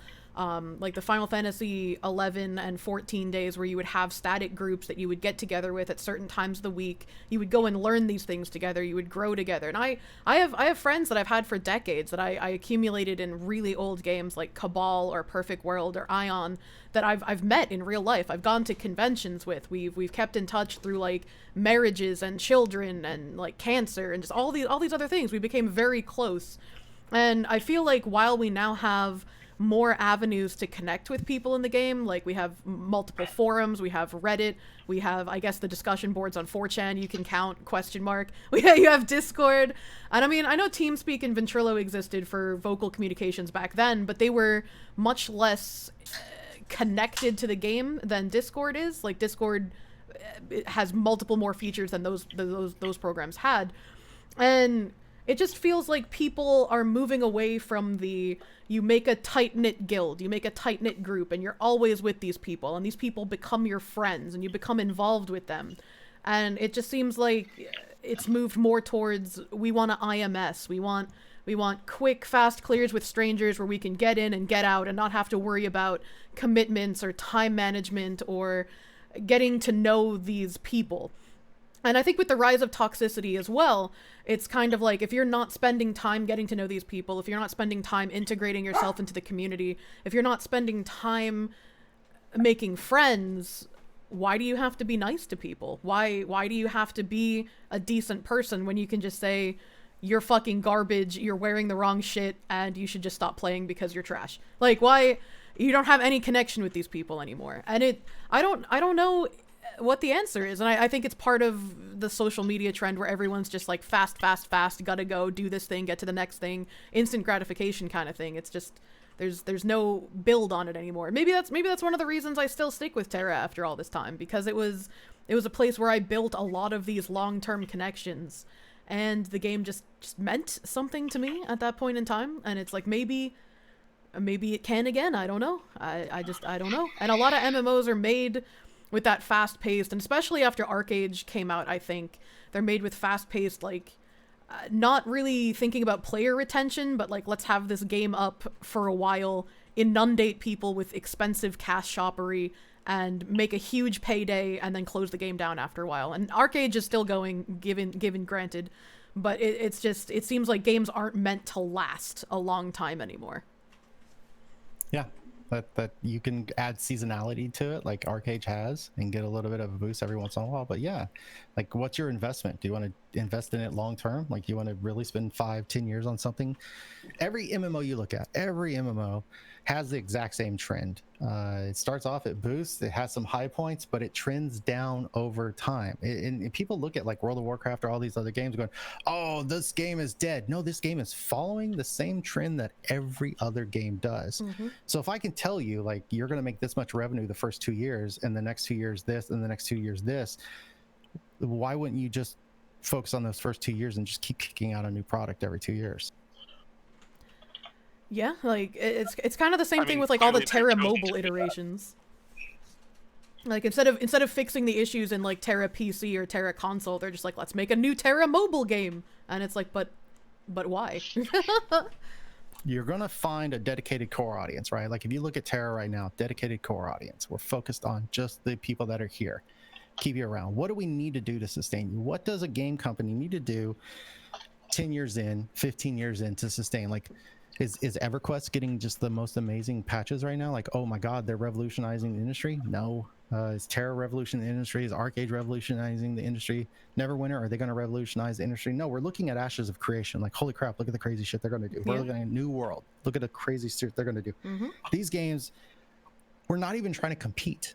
We're not. This isn't a competition anymore. So it's a different philosophy. It's a different goal that you have for these products. But you have players going, are they ever going to be able to save PvP in these games? Like, hey, I played Neverwinter for years, but oh my God, are they ever going to fix it? No, probably not. They're probably not thinking about it.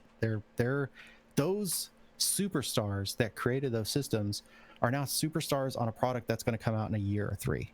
No, that investment for that product is probably not there anymore. It's been seen as not stable. Now, you have no reason to shut it off. You just reduce the team, reduce the investment that you have to do for live service, and you keep it profitable for a while. You know, you now set it up so that you get your junior coders in, you get your junior product managers in, you hand it to them, you get them trained up, and then they become better, and you put them on the newer products. It just becomes something that is a low level investment that you're going to generate low revenue on.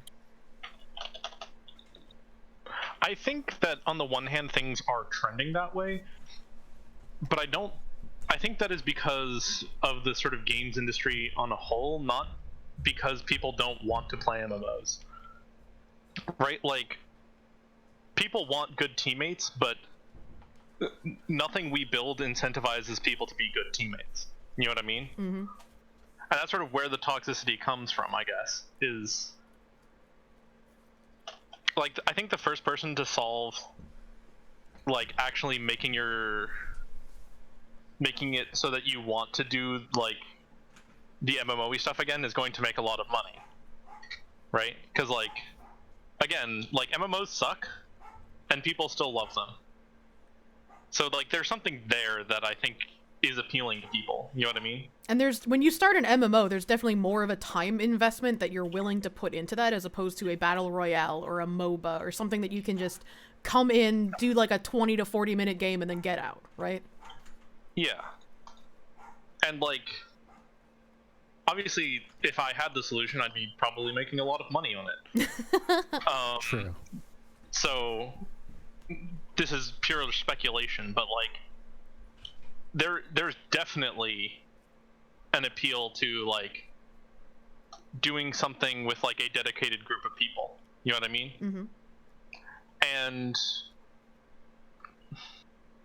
I think part of it is the problem of like everyone wants to make everything very like as big as possible, and I don't think that is something that everyone wants, right? Like MMOs were really big because of a lot of reasons, and now they're not really, you know what I mean? Like, and I think that's sort of natural progression as more games become available, right? Like, as game space expands, people will find a niche that fits them the best, right? And so, like, I feel like the sort of secret to MMOs is somehow, like,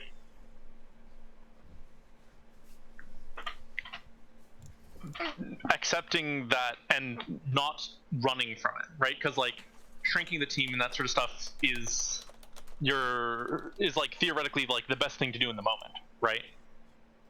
But like if you can actually like provably make that happen long enough, then like you will eventually fill that niche for the people that want that niche to be filled. You know what I mean? Because like you like MMOs, I like MMOs, Kirsch likes MMOs, like that's why we're here.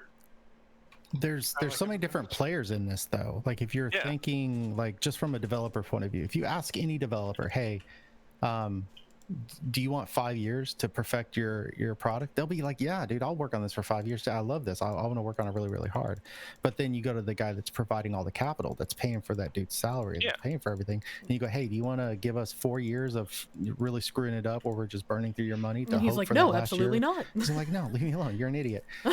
So there's a common misconception in the industry that everybody's here because we all love games. Of course. No, like a lot of. Sure, like, of course, that misconception exists. Yeah. Yeah. Like, so I know for a fact, I've heard a lot of people complaining that like Sony's big strategy is that if this whole games thing falls apart, then they have a bunch of talented programmers.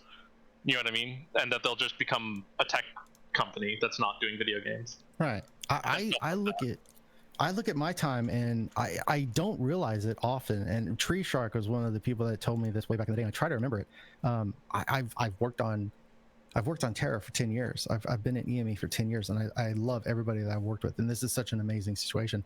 But I go talk to some of my other friends that have been product managers, and they tell me of the nightmare products that they've worked on. And I'm like, holy crap, I can't imagine waking up every day and going into the office and working on what you're working on. Holy crap. Like, it's rare. Yeah. It's rare for somebody like I'm a rare person in the industry where I've worked. Every product I've worked on, I've enjoyed, and the people I've worked with, it's been great. But it's more horror stories out there, and you always come up against people that they don't play. There have been people that I've met that have been at very high levels in the game industry, and they don't own a PC. Oh and you're just like, what the shit? Like, how did you find, what are you doing? It doesn't make any sense. Like the misconception that we're all gamers and we're all into it, it's rare. Like I'm a rare breed where I'm extremely passionate about it. And then another thing with this industry is you have people that were very, very passionate, that played games nonstop. But now, they started working there, and now it's their job.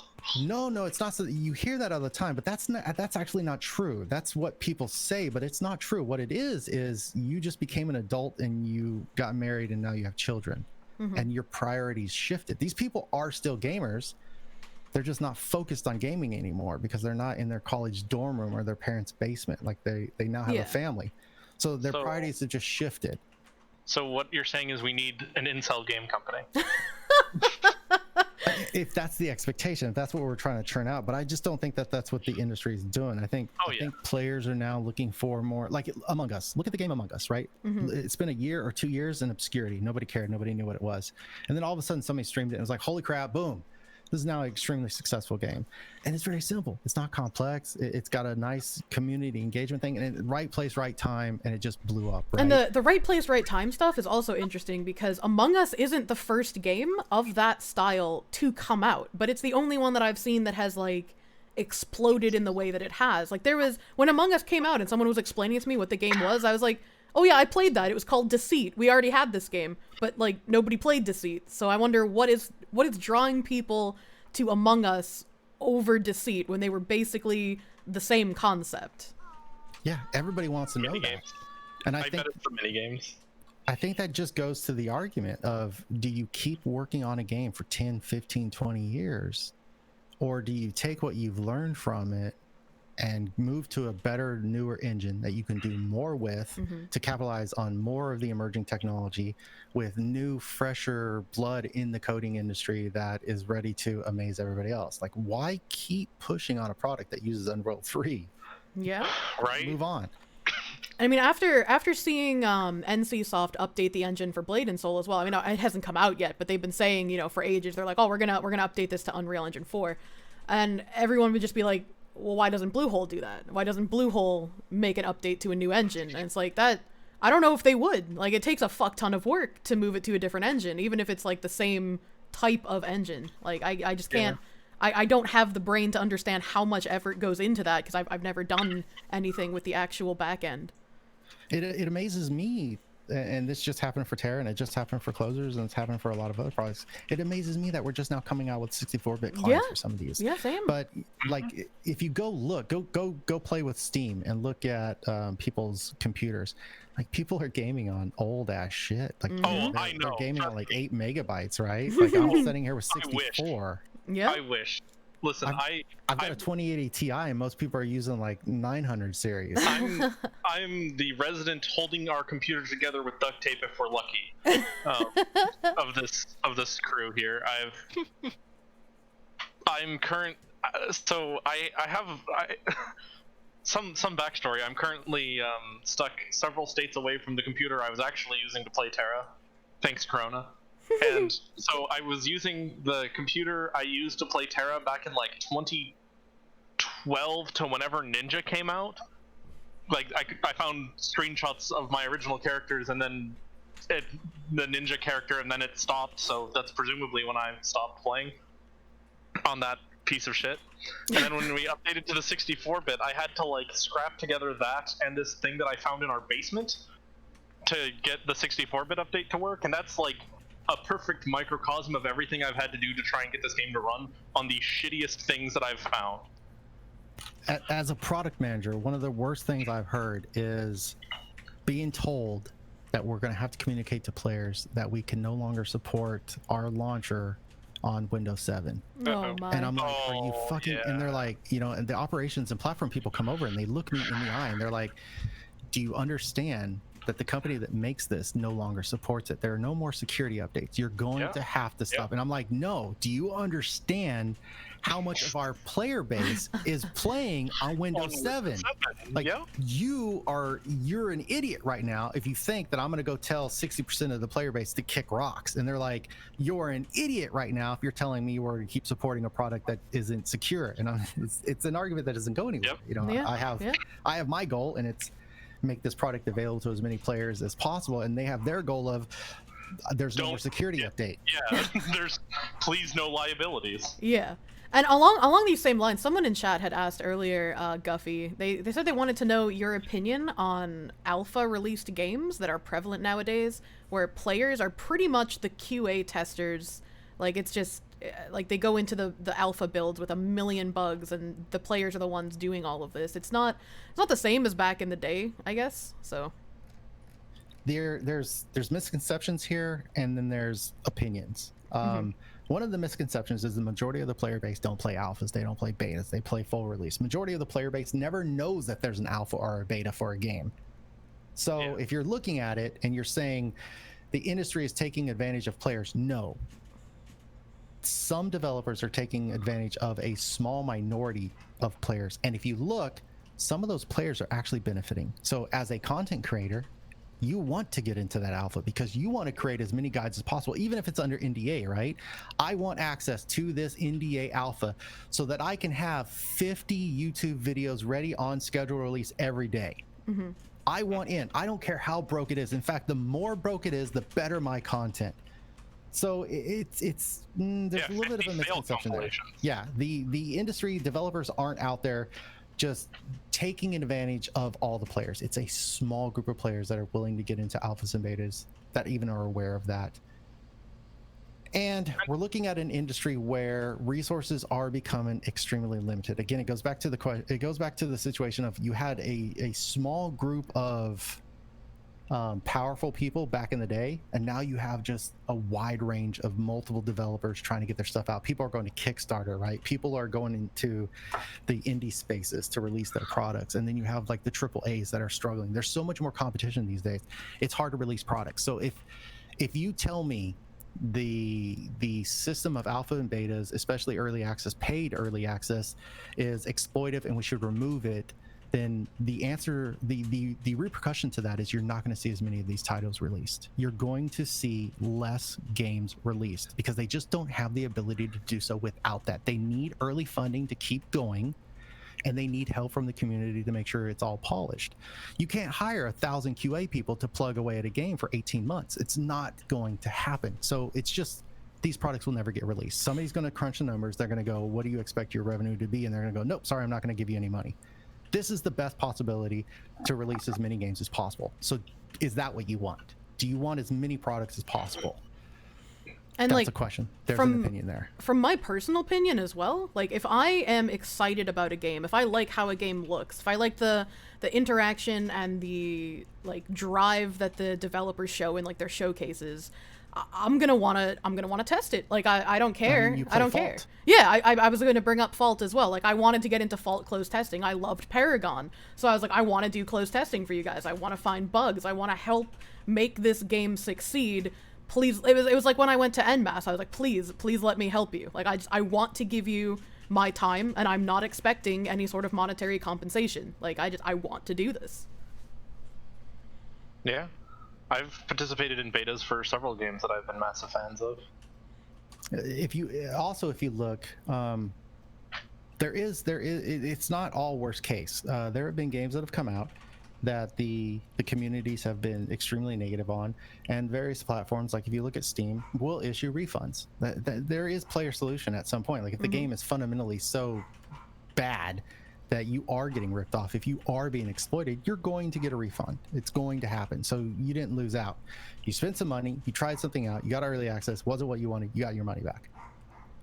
No, it was like, I mean, when Epic shut down Paragon, they did full refunds for everyone. When Final Fantasy XIV had their initial release and it was just garbage, I guess, to most people were unhappy with it. Square Enix was like, look, we're gonna take down the servers, we're gonna fix all of these issues, we're gonna re-release the game next year, and you guys are all gonna get compensation for it. And these were like good faith things on the part of the developers and the publishers that like I just don't think, I don't know how often that would happen anymore, where games are now expected to have a low lifespan, where they're just like, we're gonna release this, it's gonna last about this long, we're gonna try to make this much money, and then it's just gonna go away.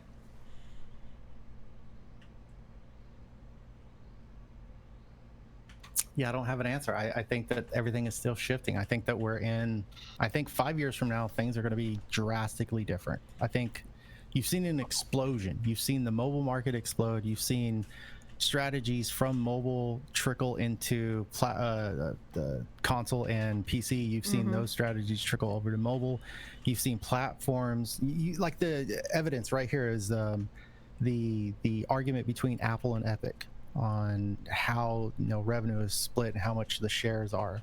Like you still have so much fighting to try to determine how all this is supposed to work, how this industry is supposed to happen. And I think we're either just at a zeitgeist change where generationally gamers are just changing and they're becoming different, or platform technology moved too fast, too quickly. The shift to free-to-play from subscription models is gigantic. And I look, as an insider, I look at what players say and how their feelings are, just like the argument of pay to win, something I absolutely love talking about. You have so many people having an argument, but if you were just to stop everybody and say, give me a definition of pay to win, everybody has different definitions. So it's just, we're moving so fast. We don't know what we're all talking about. We're all talking about the same topics, but with so many different bullet points therein. I think it's either it's just going to be chaos for years, or it's chaos right now because we're creating something new and we just don't know it yet.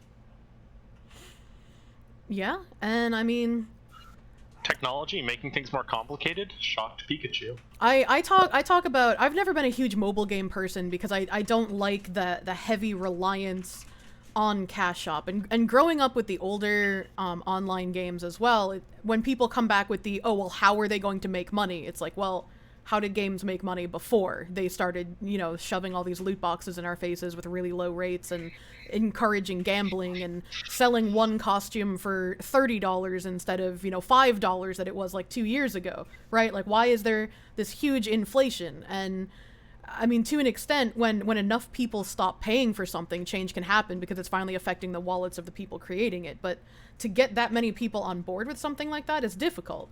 And I mean, I talk about Azure Lane especially in how it's free-to-play friendly and how it's unique in its genre of gacha games that are basically incredibly gambling addiction predatory, and they strive on giving you that like that hit, that like little bit of cocaine that makes you feel really good from finally getting something shiny. And games like Xeno Alice or Genshin Impact, where you pay $25 to, you know, do a 10 pull, and you know most of the time you're going to end up getting garbage, but you're chasing that high of finally getting something good from it.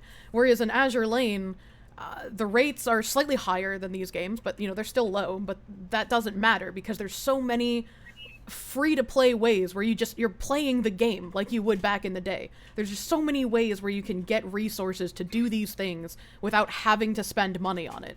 And because they're, you know, a game that still has to make money, to subset the fact that they are more of a game than a payment model, their skins in the game are a lot more expensive than they would be in, say, Tera. And I'm fine with that. I'm like, I will spend hundreds of dollars on your game. And I've spent more money on Azure Lane in the last year than I've spent on Tera in probably the entire 7 years I've played it. Just because it's just like, there's less reliance on loot boxes, less reliance on the RNG. And I'm happy to give tons of money to developers that are like, if you want to pay for cosmetics, we're going to make really good cosmetics, but we're going to make everything else you get in-game. And ever since I started playing, I haven't had an issue collecting absolutely everything in this game just from time dedicated to it. Like, I don't have to pay a single dollar if I don't want to. The option is there if I want to or if I need to, but I get so many resources just from playing that I've never needed to. So, I love this topic too, and there's no easy way to approach it. But this is another one of these topics where we're missing the history lesson, and we're making statements without the data. Mm-hmm. So think back to where video games came from. Mm-hmm. The original video game model was free to play. Mm-hmm. Everybody thinks that this is a new thing. The original video game model was free to play. You walked into an arcade, that machine was there for free. You didn't pay for it. You just put a quarter in it. You had microtransactions. The very first, that's what you did. You went to an arcade and you did microtransactions. Yeah, that's Then we true. shifted away from that to, at least in North America, people had the ability to buy a console. Atari was like, holy crap, you could take the damn thing home. Now you had buy to play. Now, for the first time, you could buy a product that was yours. You made a one-time purchase and you played it for as long as you wanted, and it didn't get updates because it wasn't connected to the internet. And then more technology came along, and then we shifted and we adapted and we provided more and different services. Right now, what you're looking at is, think about that early arcade. Think about all the people that went to that mall. The majority of the people never played. They never put a quarter in that machine. They all had access. It was all free for all of them. But most people didn't put a quarter in that machine. That's how the free-to-play market works. So you'll often hear people say, I haven't spent a dime. Or you'll hear people say, I'm willing to support developers. But when you look at the metrics, you have a tiny percent of the user base paying money. It's not what you would expect. It's a significantly tiny amount of people. The majority of your players, the vast majority, 90% or more of your player base didn't spend a dime this month. So if I told you, open up a pizza shop, and 90% of the people that order a pizza, you don't charge. You only charge 10% or less. How much does that pizza cost? So you look at that and you go, I'm going to exploit people, because that's what the player sentiment is. These free-to-play strategies, these microtransactions, these monetizations, they're exploitive. I would say it's exploited if you're exploiting everybody that does it, but the majority of the people are actually exploiting you. They're getting a free product. They're getting a free pizza. So if we're going to throw around the term exploitive, who's being affected more? The vast majority of the player is getting a free unlocked experience. Tera is completely unlocked. If you play enough, you can do it all. It's free.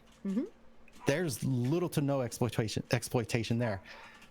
Are the systems designed to drive behavior? Yes, but that's capitalism, so that's a hard one for me to even jump on there. And I'm the bad guy. I know I'm the bad guy in this argument. I've been in the industry too long. I'm the bad guy. But I disagree. So you have this extremely small segment of your player base that is going to spend money. they divide into segments too. You have your people that will you have like the whales, like the dolphins, right. the minnows. But those are extremely small too. Majority of what your players are going to do is they're going to do the season pass. Like, what's your easiest monetization strategy? Elite. Our Elite and Tera really isn't that great. But if you look at something like Fortnite with the season pass, those are great. You know, you get a real experience. It's seasonal. I can look and say, well, over time, the last 3 seasons, this is how many people have spent into the system. Now I can make projections. I assume that we'll make this much revenue into the future. I can plan for things. I can hire for that. You don't hire today for what you need today. You hire today for what you need in 6 months. With a free-to-play model, you're paycheck to paycheck. You don't know how many people are going to keep coming in and putting orders in that machine. I can't make projections. So I have to reduce staff. Everybody looks at it and goes, well, you should have hired more people. I'm paycheck to paycheck with the free-to-play model. It's not the most sustainable thing. If I can do sales and I can look, like if I release a subscription-based model and I can look at how many users I had the last 2 years, I can make projections and I can say, this is how much I'm going to make. This is how many people I'm going to hire. Free-to-play has been difficult. It's really hard to say, especially when you're working with a Korean developer where I don't know what they're going to give me next month. You know, I can get like, here's what we're going to create this year. And like 3 months into the year, it's just a new costume. And I'm like, is it going to be a good costume? Are people going to like it? You know, like I think both of us, me and Kirsch, share the sentiment of Tera never should have gone free to play. Yes, I agree. I mean, if there was a way to have kept Tera afloat as a subscription model game, I would have much preferred that to it going free to play. The industry at the time, it wouldn't. I don't think anybody, if we took everybody from that time, I don't think anybody would have said it would have been possible. Yeah, it's unfortunate. Full bore charge into it. Everybody wants free to play. Yep. I mean, if you look back at the Wayback Machine, look at the articles at that time. It was like subscription is dead. I mean, it was that argument. Like there was so much sentiment around it and everybody was following it, right? Everybody wanted on that bandwagon, like, yeah, down with this, everything free. I don't know why I should ever have to pay for a game. You know, I mean, that was what people were thinking. And you see, from me back then as well, I was just like, I don't understand. Like, I've played plenty of free-to-play MMOs and I've played plenty of subscription model MMOs, and out of them, my favorites were always the subscription model. They seemed to have more dedicated teams. There was less reliance on like cash shop, like microtransactions. They had far more events. They were more willing to give you free stuff in the game. Like it just seemed always better to me. So when people praised things being free to play, I'm like, sure, it might open the game up to a larger audience who might not be able to afford a monthly subscription. But is that going to be in the best interest of the game itself in the long term? I mean, there's also like no one knows the answer to yet. Yeah, it's yeah, also, pretty much. Specifically with games and how games work, when it comes to like the fact that we live in a system where we have to, you know, pay money for things. It's the worst. Well, I mean, it's not. Sure, maybe, probably not. But like. Because they are art as well as product. You know what I mean? Mm-hmm. And, like, they are unique in that, like, if you paint a painting, you're not gonna change the painting. You know what I mean? Yeah. Generally. And like Chicken Wing said in chat, freemium is the way to go, optional sub for non-pay-to-win perks. But the thing with the optional sub is I think it's a really hard thing to balance as well, because you want the optional sub to be good enough that a lot of people will want to buy it, right? Because they're like, I'm going to be getting so much value by paying for something that I don't need to, but I want to. And then you're going to have the people who are like, wait a minute, hold on, I can't afford to buy this optional subscription, but it's giving too much of an advantage to the people who are able to buy it. So I feel like I shouldn't play this game because those people with the optional subscription are going to be so much farther ahead of me all of the time because of these resources that they're getting. And I think that's one thing I also like. I'm gonna go back to Azure Lane. I like about Azure Lane's like monthly subscription model, because they give you a small amount of resources every day. You get like 1,000 coins, you get 200 oil, which is like the stamina in the game, and you get 1 cube, which you can use for the gacha. And as you can see in my game, like just like hoarding the elite boxes in Tera, I hoard my mail in Azure Lane to use these resources when I need them. And it doesn't give me so much of an edge over people who are 100% free to play that it's just, I can get things so much more ridiculously faster than them. It's just an assistance on what I already can build in the free to play model. And I don't think it should change. Like, I don't think they should give me more. I think this is good value for like $7. And I don't think that like it should be tanked for the people who can't afford to buy the subscription, because I think it's like in a good place. And so, oh, sorry, go ahead. Indulge me for just a moment. Let's go back to the pizza analogy. I own a pizza restaurant and I sell pizzas, but I only actually charge 10% of the people that buy pizzas. Now, that 90% that I'm not charging, that's free for them. They got a free pizza. But I still had to purchase the ingredients, right? I still needed to pay for the dough, the cheese, the pepperoni, and all that. I still need to pay for the box that I put the pizza in. I still had to pay for the oven and the electricity in the store. That was still cost, right? I'm paying 100% of the cost. I'm charging for 10% of the product. It's the same with video games. If I have a video game that's a live service game, I have to pay for to keep the lights on. CDN to push patches. I have to pay for servers, even if they're cloud-based or if they're real physical hardware. I have to pay for that, and that's a lot of money. I have to pay for the software. I have to pay for the developers. There's so much I got to pay for. I'm still paying for 100% of it. I'm paying for everybody. The more users you have, the more, hey, I need help resetting my account password. Like, no one has ever reached out to EnMasse, or majority of free to play. I would probably make the argument, though I'm talking well beyond my bounds, but at least for EnMasse, no one's ever reached out to us and said, hey, I need help resetting my password. And we say, well, you've never spent any money on Tera, so I'm sorry, I can't help you. Like, that's never been a thing. We are sustaining a customer support team that will help 100% of the user base, even if you've never paid. So that small percentage of the payer base that is paying, they're not paying for themselves. So you as a player, if you're like, well, I'm willing to be a paying user, this is how much I'm willing to pay, I need you to pay 10 times. I need you to pay for the 90%. Not most people aren't willing to do that. So like, if you say, hey, I'm willing to spend $7, that $7 has to be able to pay 10 times the cost of you. That's to break even. That's not anybody, getting to actually start their family or pay for their kids' college fund. Oh, no. I wasn't arguing that. I agree with you in the aspect that you're talking about here. I was saying that, like, balancing what a subscription should give you in a freemium game is difficult, because you have to balance, like, you need to make it worthwhile for those people who are going to be willing to spend for an optional subscription, but you risk player retention of those, 90% that aren't going to be buying the subscription if you make it too good for those who are going to buy it, right? If that makes sense. Yeah. I wasn't trying to attack you. I was just trying. Oh, no, that's fine. I just thought, I was like, wait a minute, this is like different than what I was saying. I wasn't trying to yes. Yeah, I wasn't trying to say like you were wrong about anything either. I was just like, because someone mentioned freemium games with the optional subscription, and it's like, I recognize that's a pretty good thing as well, but it's really difficult to balance what should go in an optional subscription, I feel. And that's why I was bringing up Azure Lanes, I think is pretty solid.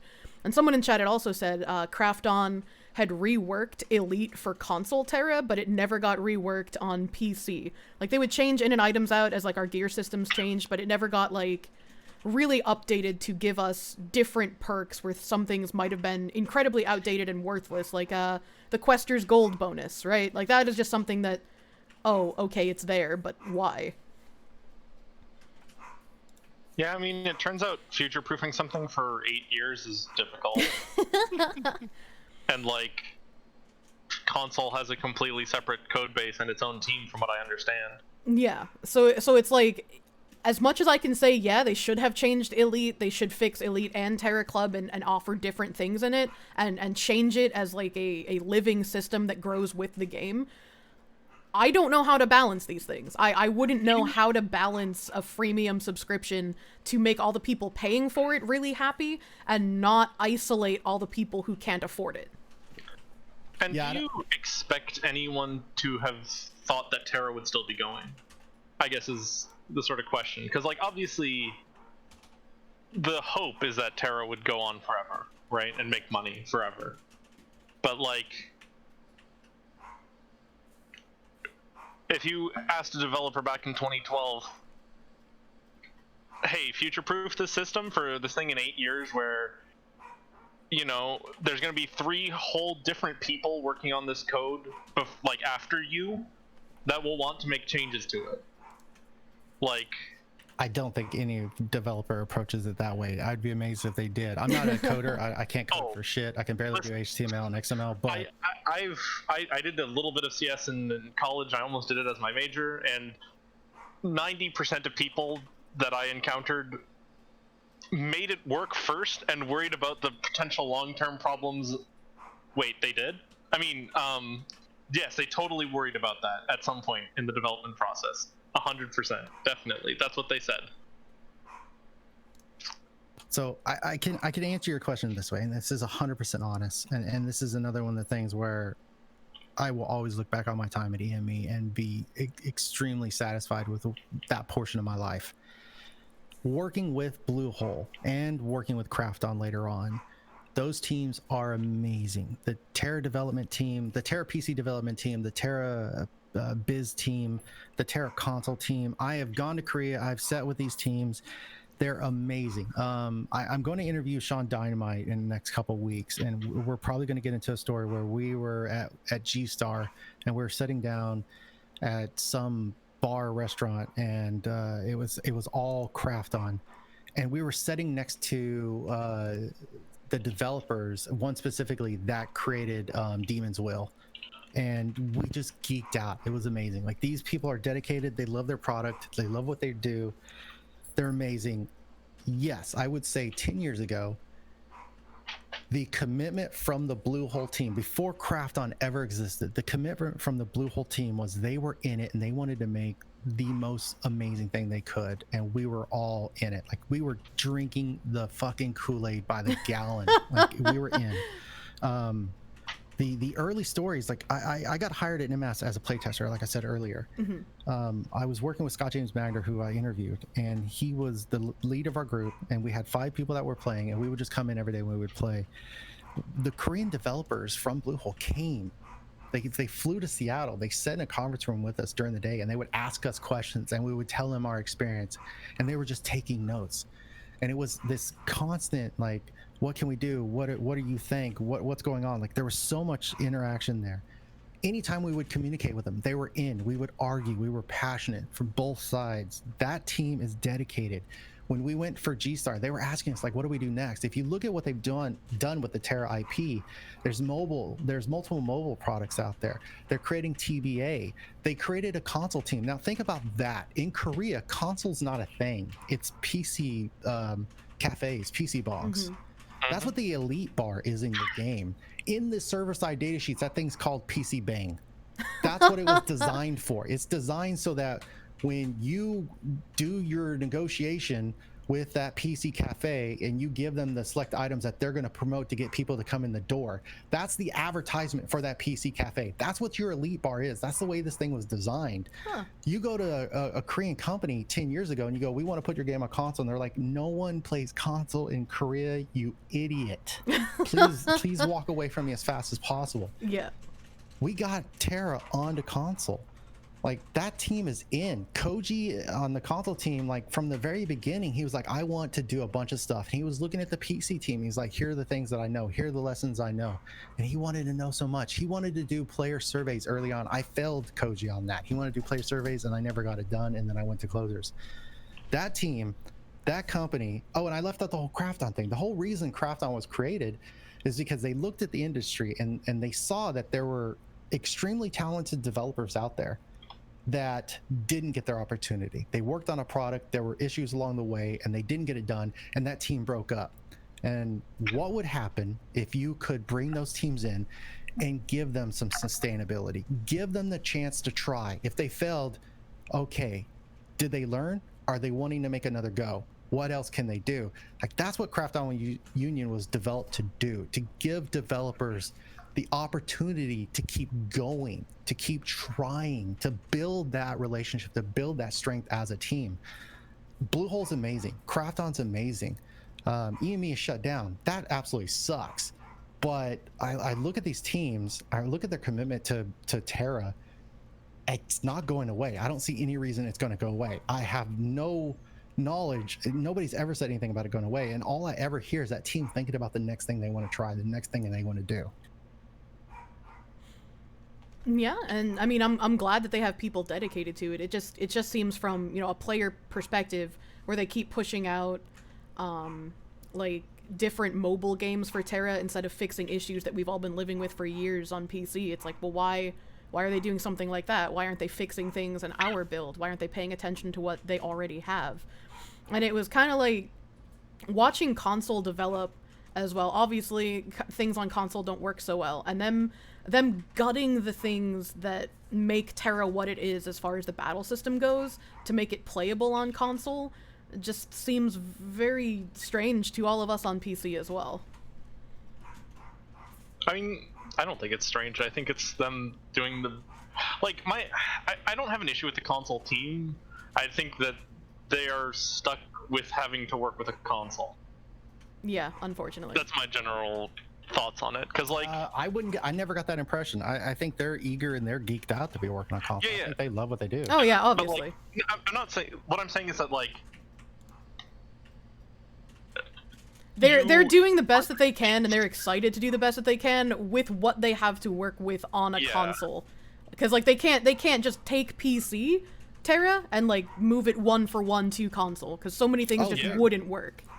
They've already separated and gone on their own path. Like changing the combat system as much as they have is just insane. So, but like, I guess the thing is, like, a lot of the stuff that they've done to change the combat system has made it slower, right? Like, they've reduced attack speed, stuff like that. And to me, that shouts as, like, not necessarily a decision made for the pure sort of artistic vision of the game, considering that's what a lot of people like about Tera. And that screams more like, we have to keep PS3 viable. Oh, I see what I mean? Saying. Yeah. So like, so it's like, I think like the Switch dilemma. Yeah, exactly. Where it's like, I think they care a lot, and they're trying, but they're handcuffed to half a dead body. You know what I mean? And they're trying to navigate an obstacle course. Yeah, maybe. I don't know. Well, it's just like, I don't know, like, I feel like it would be very easy for them, like, to implement specific things. Like, if something's gone through, like, the ringer of being tested on PC, right? Like, you know that it can work this way. You know what I mean? Like, and I'm assuming there's some level of them talking to each other, right? I don't know. I mean, as far as my interactions, those are two completely separate teams. Yeah, that is true, but also their apexes look very much the same. Right. You know what I mean? Like, the animations look the same and stuff like that. Right, but it's an IP. Right. If you look at the Ellen in a mobile game, it's gonna look the same, Ellen and Tera. And so, but like, my general thing is, like, they're trying to keep things within, like, a specific band that is Tera, right? So then looking at changes is sort of instructional to what is happening, I guess, right?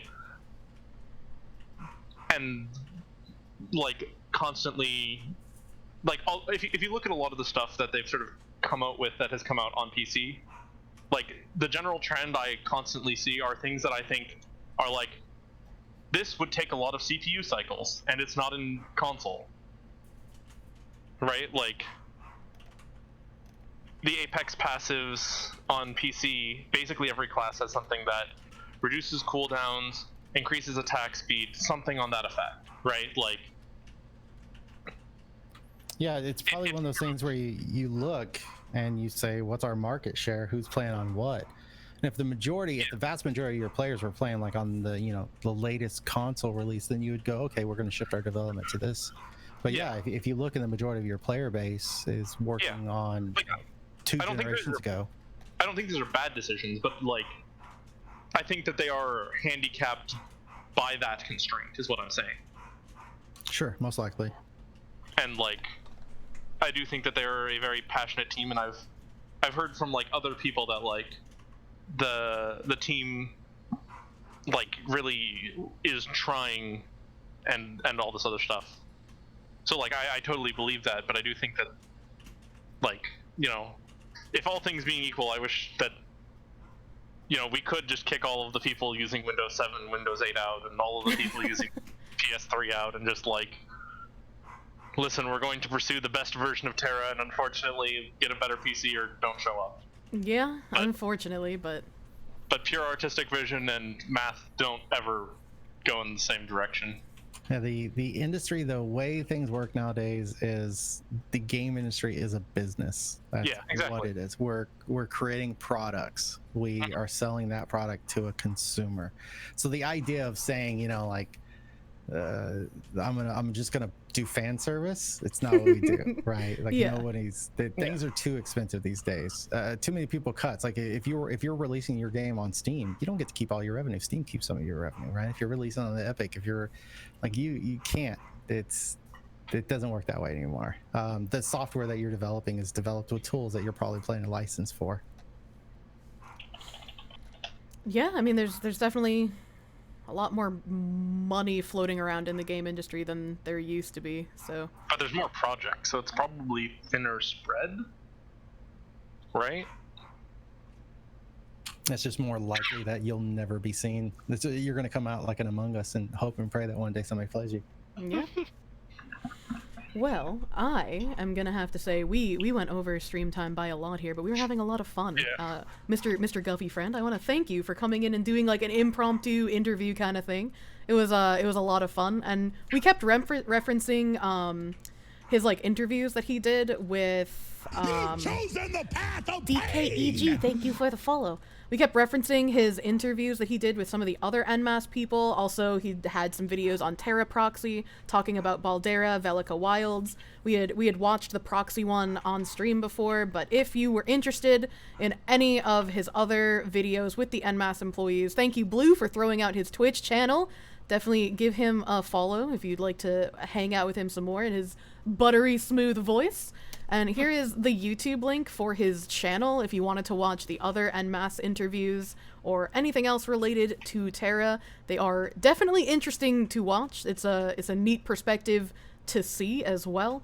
So it's not all bad, you guys. Not everything is terrible. Don't worry about it.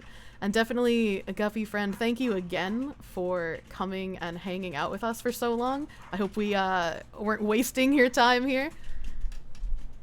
No, I'm all good. It was fun. Thank you. Yeah, definitely thank you. I wanna throw you guys at someone. Let me see here. Let me see here. You had much fun. I'm glad you guys had fun listening to us talk. I appreciate all of you hanging out for so long. Thank you, everyone. And if you needed any information on the migration to Gameforge servers, again, I'll throw that migration link up.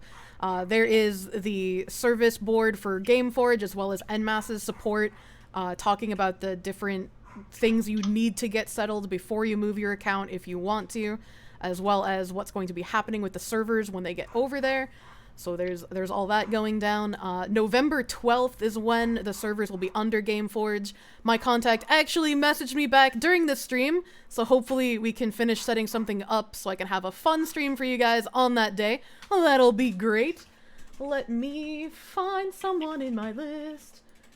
I'm super happy that you keep talking about this and sharing that with your community, because it is absolutely critical. As soon as the transfer process becomes available, the way GDPR works and privacy regulations work, we cannot just hand over all the player information.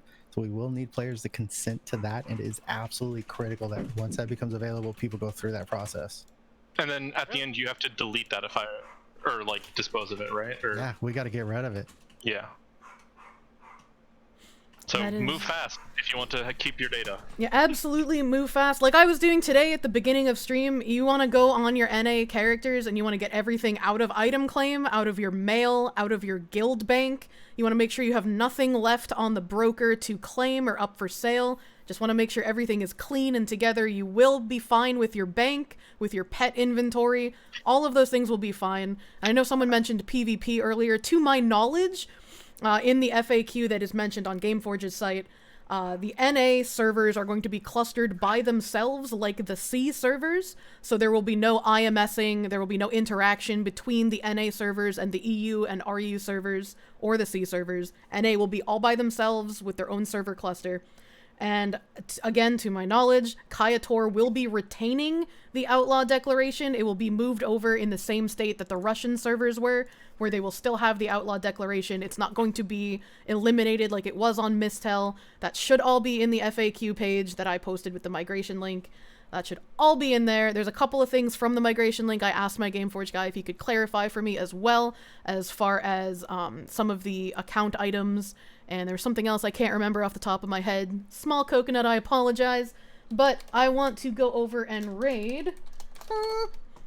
I would like to raid this guy. His name's Dottie Hack. He's playing Escape from Tarkov right now. He's big dick FPS streamer. So if you wanna see some nice shooty shoots, he's a guy to go for that stuff. Here is my Discord. If anyone new is hanging out, wanted to join, I do have a feedback channel in Discord called Migrant Caravan. If you are coming from NA and you're curious about things on Gameforge, feel free to drop questions in there. If you play on EU and you have questions or feedback about the game that you'd like me to discuss with Gameforge, throw those in there as well, so I will have a reference to talk to with my guy. And I also have a Twitter, if you guys want to follow me there. I don't know how to use social media, but I'm heckin' trying, dude. So thank you again, everyone, for hanging out all night tonight. It has been great. Thanks again, Mr. Guffybear friend. You have been beautiful tonight. And I will talk to you guys later. Have a great night, everyone.